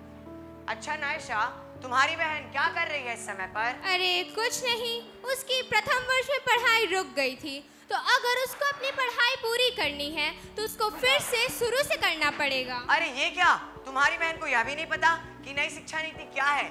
NEP, न्यू एजुकेशन पॉलिसी के तहत उसने अपनी पढ़ाई जहाँ तक अधूरी छोड़ी है, वह उसे वहीं से शुरू कर सकती है। क्या सच में? हाँ। अच्छा, तो ठीक है, फिर मिलते हैं। ठीक है। नमस्कार, मैं रणवीर मेरे दोस्त परमानंद के साथ आज यहाँ उपस्थित हूँ कुछ प्रमुख पदों के ऊपर विचार करने के लिए। अच्छा, तो मेरे दोस्त परमानंद, तुम्हें क्या लगता है कि इन सब में से सबसे महत्वपूर्ण कौन है? देखो, मेरे हिसाब से इन सब में से सबसे महत्वपूर्ण है डॉक्टर, क्योंकि डॉक्टर ने कोरोना काल में हमारे देश के लोगों की जान बचाई है अपने परिवार से दूर रहकर। अच्छा दोस्त, तुम्हें क्या लगता है कि इन सब में से सबसे महत्वपूर्ण कौन है? देखो, मेरे हिसाब से सबसे ज्यादा महत्वपूर्ण कैप्टन है, क्योंकि वह भी अपने परिवार से अलग रह के हमें दुश्मनों से बचाते हैं। पर यार, जज भी तो उतने ही महत्वपूर्ण है ना, क्योंकि वो हमारे देश के संविधान की गरिमा और महत्व को बचाए रखे हैं। अच्छा तो दोस्त, इन सब में से सबसे कम महत्वपूर्ण कौन है? मेरे हिसाब से सबसे कम महत्वपूर्ण स्मिता जी हैं, क्योंकि उनके नाम के आगे कोई भी टाइटल नहीं लगा। मेरा नाम स्मिता पटेल है, मैं एक स्कूल टीचर हूँ और ये चारों मेरे ही स्टूडेंट्स हैं। So sorry ma'am, so sorry, हमें नहीं पता था कि आप एक शिक्षक हैं। एक अच्छा शिक्षक अपने अंदर की क्रोध और घृणा को मिटाकर सहनशीलता और अच्छे व्यवहार के साथ हमारे जीवन में मार्गदर्शक के रूप में हमेशा खड़ा रहता है। शिक्षक के बिना ये दुनिया अधूरी है। शिक्षक के बिना मानव अंधों का संसार। हमें शिक्षा का नवाचार करते करते यह नहीं भूलना है कि बच्चे की जिंदगी में शिक्षक का कितना महत्वपूर्ण भाग है। अंत में मैं यही कहना चाहता हूँ कि अक्षर अक्षर हमें सिखाते हैं, शब्द शब्द हमें बताते हैं, आखिर में प्यार और डांट से हमें जीवन जीने का जरिया सिखाते हैं, हमें जीवन जीने का जरिया सिखाते हैं। धन्यवाद।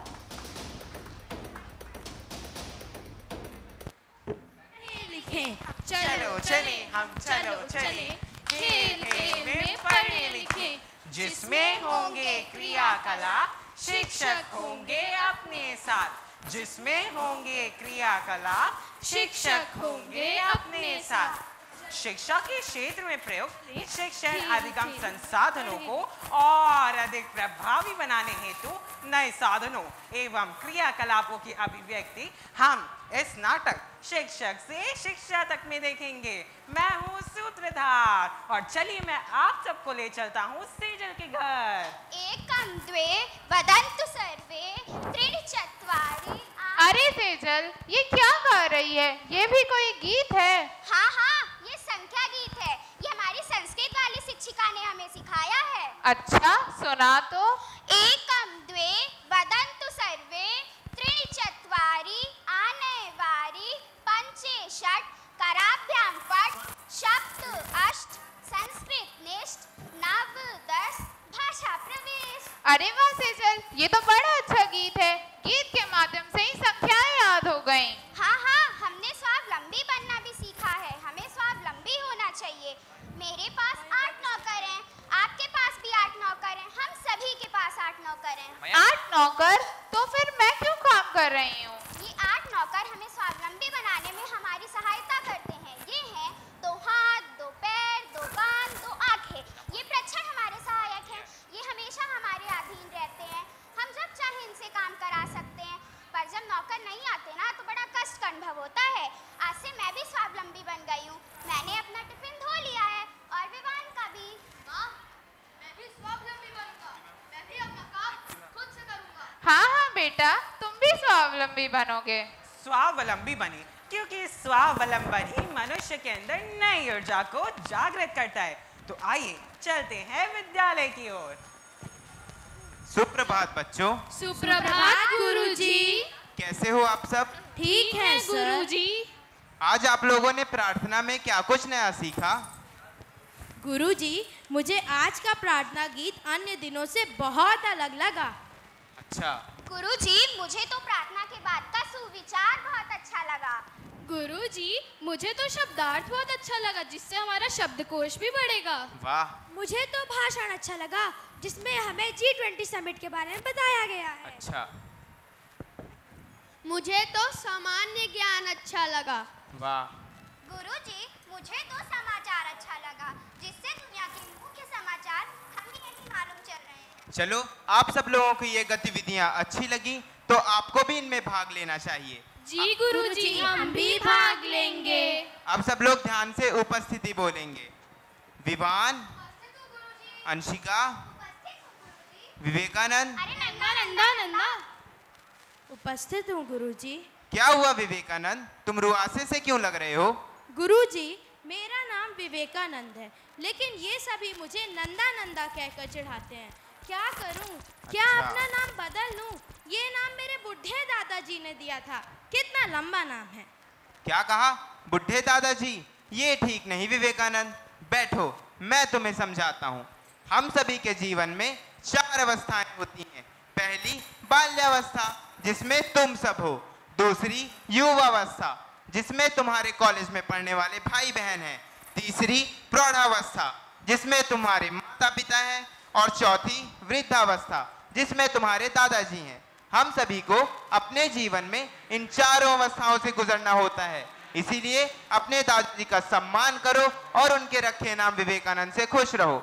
मैं तुम्हें विवेकानंद का एक प्रसिद्ध कथन बताता हूँ। उत्तिष्ठत् जागृत प्राप्य वरान्य बोध्यत।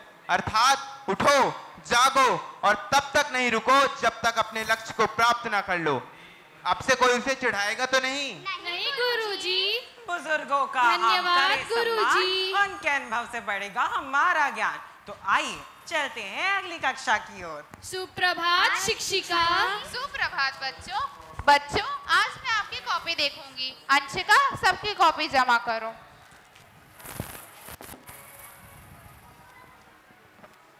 मैम, मेरी कॉपी सरिता ले गई है और वो 4 दिन से आई भी नहीं है। कोई बात नहीं, कल मैंने उसके पापा से बात की थी और उन्होंने बोला उसको पी लिया हुआ है। क्या आप में से किसी को पता है ये पी लिया क्यों होता है? जी शिक्षिका, गंदा पानी पीने से। हाँ, यह भी ठीक है, लेकिन बेटा हमें अपने स्वास्थ्य का पूरा ध्यान रखना चाहिए। हमें खुली ही वस्तुओं को और पैकेट फूड को नहीं खाना चाहिए और सफाई का विशेष ध्यान रखना चाहिए। बैठ जाओ।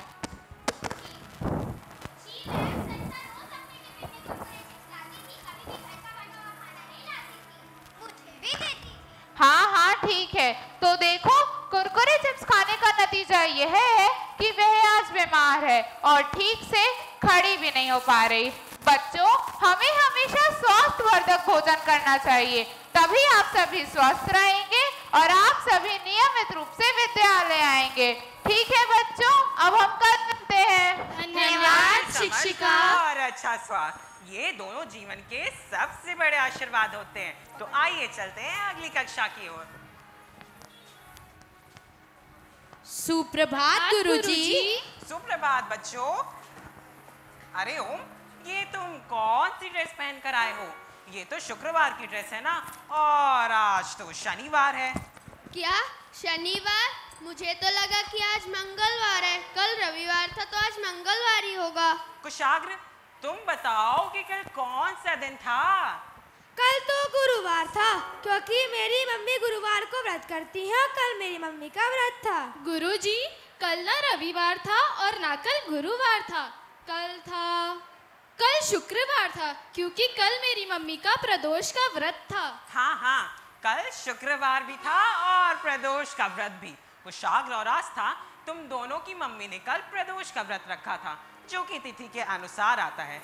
जबकि बच्चों, कल शुक्रवार था और आज शनिवार है। अच्छा चलो, मैं आज तुम सबको एक कविता सिखाता हूँ। सबसे पहले तुम सब खड़े हो जाओ और मेरे बाद दोहराते चलना। बोलो, सोमवार को आई रे, सोमवार को आई रे, मंगलवार को खेला खेल, मंगलवार को खेला खेल, बुधवार को नानी आई, बुधवार को नानी आई, गुरुवार को खाई मिठाई, गुरुवार को खाई मिठाई, शुक्रवार को कुल्फी खाई, शुक्रवार को कुल्फी खाई, शनिवार को खाई मलाई, शनिवार को खाई मलाई। फिर आया प्यारा रविवार, फिर आया प्यारा रविवार, खेले कूदे नाचे आज, खेले कूदे नाचे आज। बैठ जाओ बच्चों और इस कविता को अपनी पुस्तिका में अच्छे से लिख लेना और कंठस्थ भी कर लेना, और अगले दिन से इसी के क्रम के अनुसार ही ड्रेस पहन कर आना। ठीक है बच्चों? धन्यवाद गुरुजी। धन्यवाद बच्चों। सुप्रभात शिक्षिका। सुप्रभात बच्चों। यहाँ आओ विवान। बेटा, आज मैंने देखा कि तुम स्कूल लेट आए। लेकिन शिक्षिका, जब मैंने अपनी घड़ी देखी तब तो 7 ही बज रहे थे, तो फिर मैं लेट कैसे हो सकता हूँ? अच्छा, लेकिन तुम्हारे घर से स्कूल आने में कितना समय लगता है? मुश्किल से 15 मिनट। अरे, अभी तो 7:30 बज रहे हैं। इसका मतलब तुमने ठीक से घड़ी नहीं देखी। बताओ विवान, तुमने क्या देखा? मैंने देखा कि छोटा वाला कांटा 7 पर था और बड़ा वाला कांटा 2 पर था।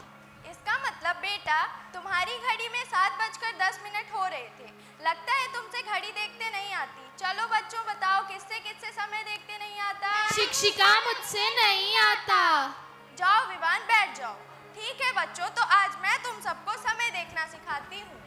1 घंटे बराबर होते हैं 60 मिनट और 1 मिनट में होते हैं 60 सेकेंड।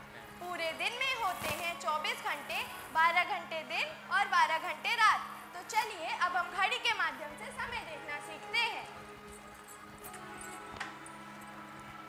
घड़ी में 3 कांटे होते हैं। सबसे बड़ा कांटा पतलू कांटा, जो सबसे तेज भागता है, यह हमें सेकंड बताता है। फिर उसके सबसे छोटा कांटा मजलू कांटा हमें मिनट बताता है और हर अंक में 5 मिनट को दर्शाता है। फिर सबसे छोटा कांटा छुटकू कांटा घंटे को दर्शाता है और यह कछुए की तरह धीरे धीरे चलता है। बच्चों, हमें समय को पकड़ के रखना चाहिए, तभी हमारे सभी कार्य पूर्ण हो पाएंगे और अपने सभी कार्यों की एक समय सारिणी टाइम टेबल बनाकर करना चाहिए, तभी हमारे कार्य पूर्ण हो पाएंगे। ठीक है बच्चों, अब सबसे समय देखते आने लगा। जी शिक्षिका। सही समय में धन्यवाद शिक्षिका। यही हमारा सच्चा धर्म है। तुम अब चलिए, चलते हैं मध्य अवकाश के बाद अगली कक्षा की ओर। सुप्रभात गुरुजी। खुश रहो बच्चों, खुश रहो। आज पढ़ने का मन नहीं कर रहा गुरुजी। हाँ हाँ ठीक है, पर आज मेरी मेज ने खाना कैसे खाया है?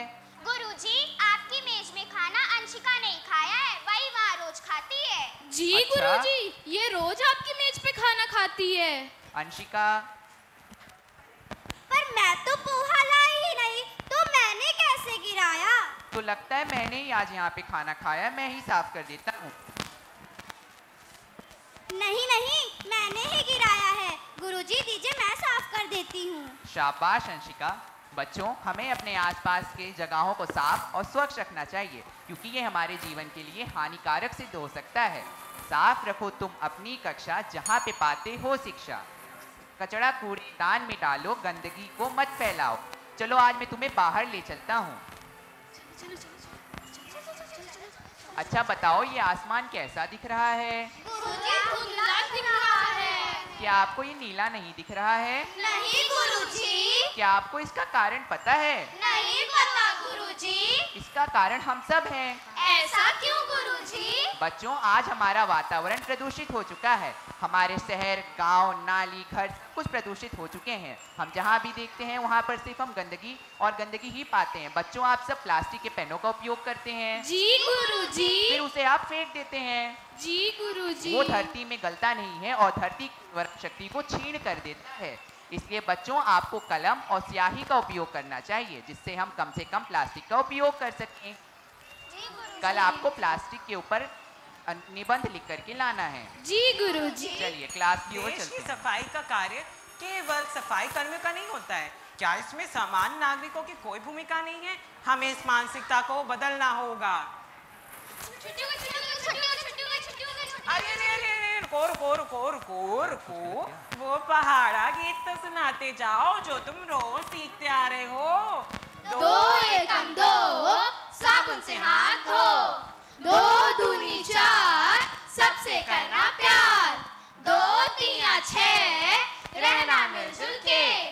2 चौके 8, याद करो तुम पाठ। 2 पंचे 10, दांतों में रोज ब्रश।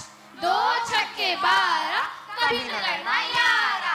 2 छक्के 14, आंगन में लाओ पौधा। 2 अट्ठे 16, रखो अपना मन भोला।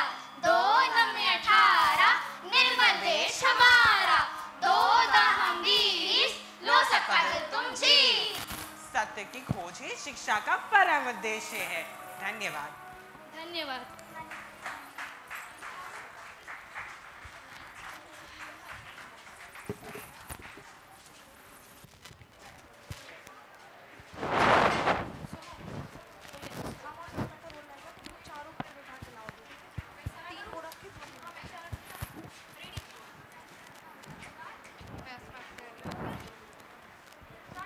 हम उस तरफ लग रहे हैं।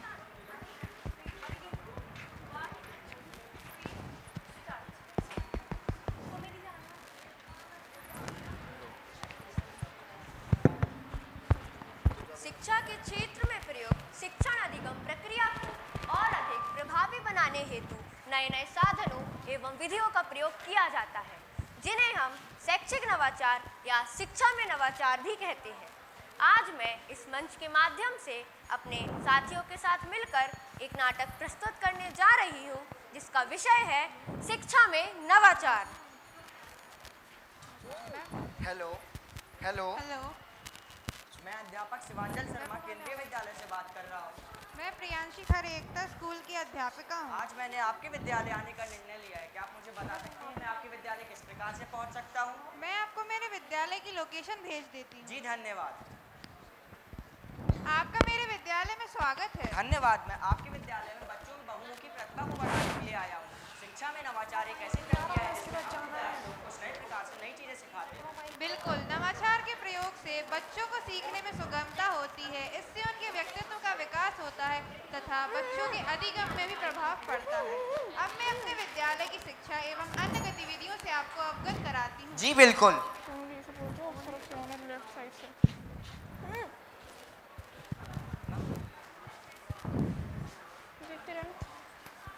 मित्र सार्थक, आज हमारे अध्यापक ने हमें ग्लोब और मैप की मदद से पढ़ाया।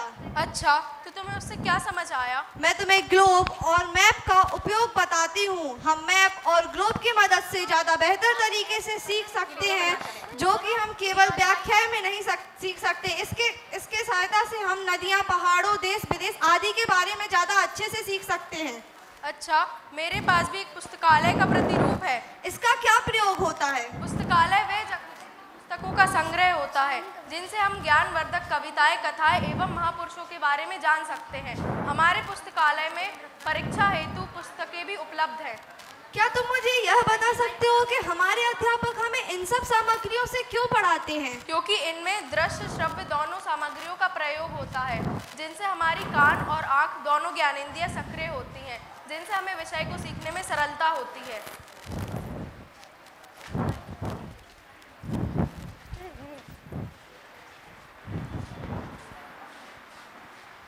सुप्रभात मैडम। सुप्रभात बच्चों। आप दोनों विज्ञान प्रयोगशाला में क्या कर रहे हैं? मैडम रासायनिक। क्या यह वही रासायनिक अभिक्रिया है जो मैंने तुम्हें कल बताई थी? जी मैडम। यह इसमें बनने वाला पीला पदार्थ क्या है? Madam lead iodide. धन्यवाद मैडम।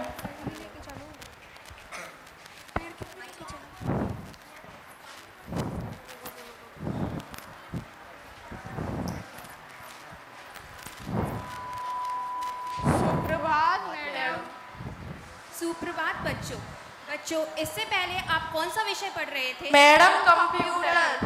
महिपाल, तुम क्या मुझे बता सकते हो कि तुमने आज कंप्यूटर में क्या सीखा? मैंने कंप्यूटर में गणित के प्रश्न का हल सीखा। अच्छा, तो पढ़ाई के प्रति कोई कंप्यूटर के उपयोग हैं? मैम, इससे शिक्षा को एक नई ऊंचाइयाँ मिली है और हम सबको विज्ञान और बाकी विषय में सहायता मिलती है।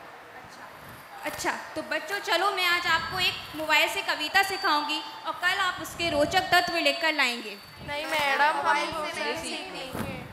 तो फिर किससे सीखोगे? Madam smart class. तो चलो आज तुम लोगों को स्मार्ट क्लास से पढ़ाते हैं। तो चलिए शुरू करते हैं। तितली उड़ी बस पे चढ़ी, सीट ना मिली रोने लगी, ड्राइवर ने बोला आजा मेरे पास, तितली बोली हट बदमाश।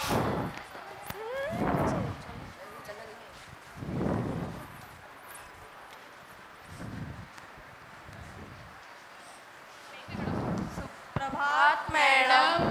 सुप्रभात बच्चों, क्या आप सभी को हमारे विद्यालय के बाल अखबार का नाम पता है? जी मैडम, नहीं हुआ। बहुत अच्छे। इस बाल अखबार में आप सभी के द्वारा बनाए गए चित्रों, कहानियों और कविताओं का उल्लेख किया गया है, जिससे आप सभी में सृजनात्मकता का विकास होगा। आज शनिवार है, तो आज विद्यालय में क्या होना चाहिए? मैडम, मस्ती की पाठशाला। मैडम, आज की मस्ती की पाठशाला में क्या होगा? आज हम सभी औषधीय पौधों का वृक्षारोपण करेंगे।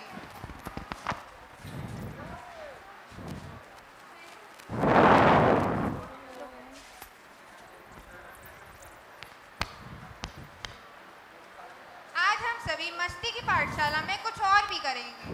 जिन बच्चों को संगीत में रुचि है वे संगीत कक्ष की ओर जाएं और जिन बच्चों को खेल कूद में रुचि है वे खेल कूद की ओर जाएं।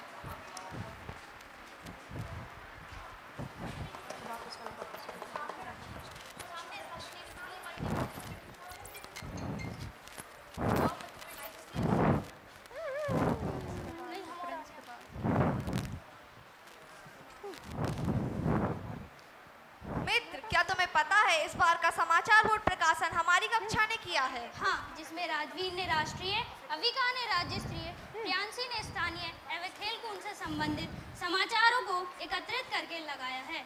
इस बात से हमारा सामान्य ज्ञान बेहतर होता है। मैं इस बात को भली भांति जानता हूँ क्योंकि पिछले वर्ष जीके ओलंपियाड में मैंने सबसे अधिक अंक प्राप्त किए थे। पत्थर पेटिका उस साइड से आना। प्रिंस, तुम मेरे क्लास के मॉनिटर हो, जरा ईमानदारी की पेटी तो लाओ, देखते हैं आज उसमें क्या आया है। सर ये देखिए ईमानदारी की पेटी। देखो, इसमें बच्चों की खोई हुई पेंसिल, इरेजर, कटर, शार्पनर आए हैं। सर हम इसे अपने स्कूल की प्रत्येक कक्षा में क्यों रखते हैं? हम इसे अपने स्कूल की प्रत्येक कक्षा में इसलिए रखते हैं ताकि बच्चों का खोया हुआ सामान उन्हें वापस मिल सके। सर इसका क्या महत्व है? इसका महत्व बच्चों में ईमानदारी की भावना को जगाना है।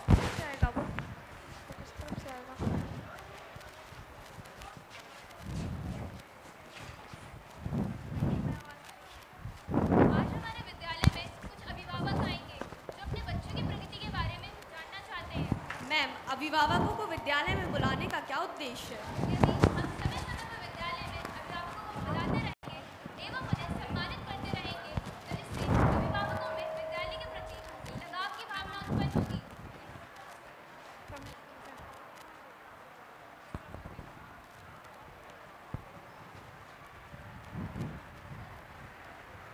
आपका हमारे विद्यालय में स्वागत है। धन्यवाद। अब शानवी मैम, आप अभिभावकों को अन्य जानकारी दें। किसी भी लक्ष्य को पाने के लिए दृढ़ता और निरंतर प्रयास करना बहुत जरूरी है। इसीलिए आज मैं आपको कॉन्सेप्ट मैपिंग के माध्यम से समझाना चाहती हूँ।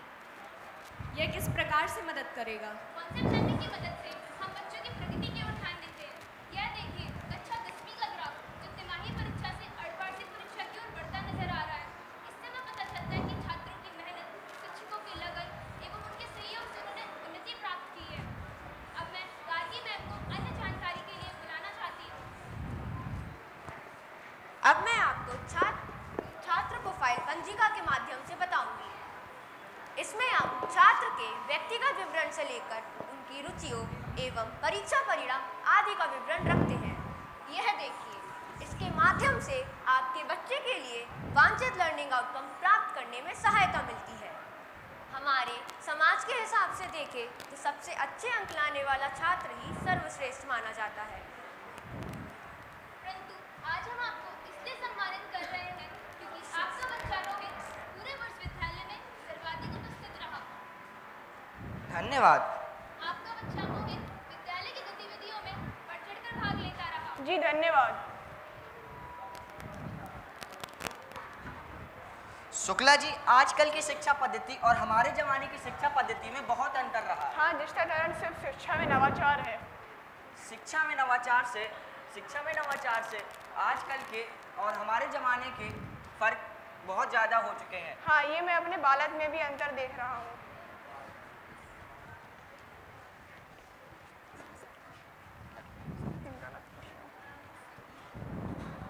इस पत्र पेटिका में हमारे विद्यालय के बच्चे अपने सुझाव बिना नाम लिखे पेटिका में डालते हैं।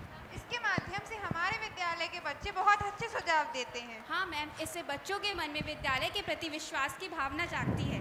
चलो अब हम एक पत्र देखते हैं। एक बच्चे ने यह सुझाव दिया है, हमारे विद्यालय की पत्रिका नई उमंग प्रतिदिन प्रार्थना के समय दोहराई जाए ताकि सारे क्रियाकलापें नियमित रूप से किए जाएं। हाँ मैम, ये सुझाव बहुत अच्छा है और इसे हमें अपनाना चाहिए।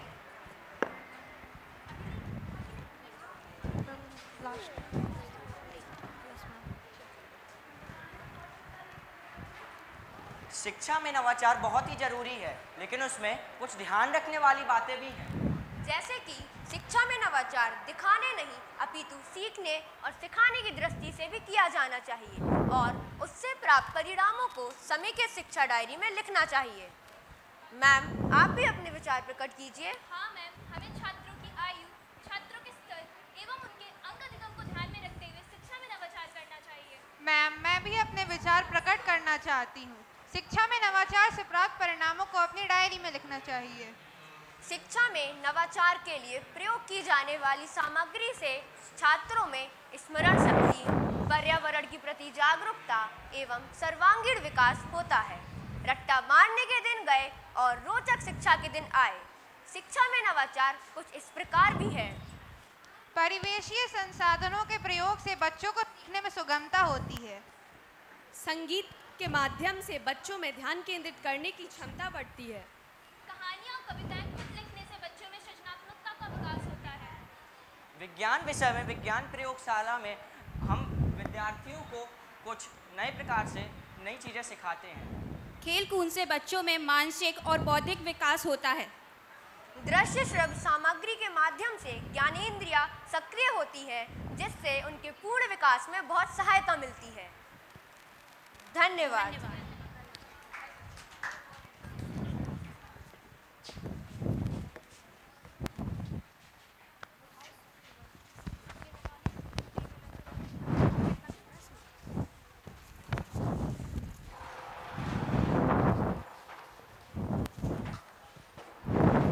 This is the last performance in the category of the skit competition. Now it's a lunch break. At 1:45 we will reunion and we will start conducting the solo dance competition of senior boys and junior boys. I'm repeating again. At 1:45 we will meet again for the competition of senior boys and junior boys solo competition.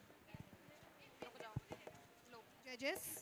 Now I call all the contestants of junior are requested to come on the stage to choose the sequence of their performances. I request all the contestants to please come on the stage to choose their sequence of performances.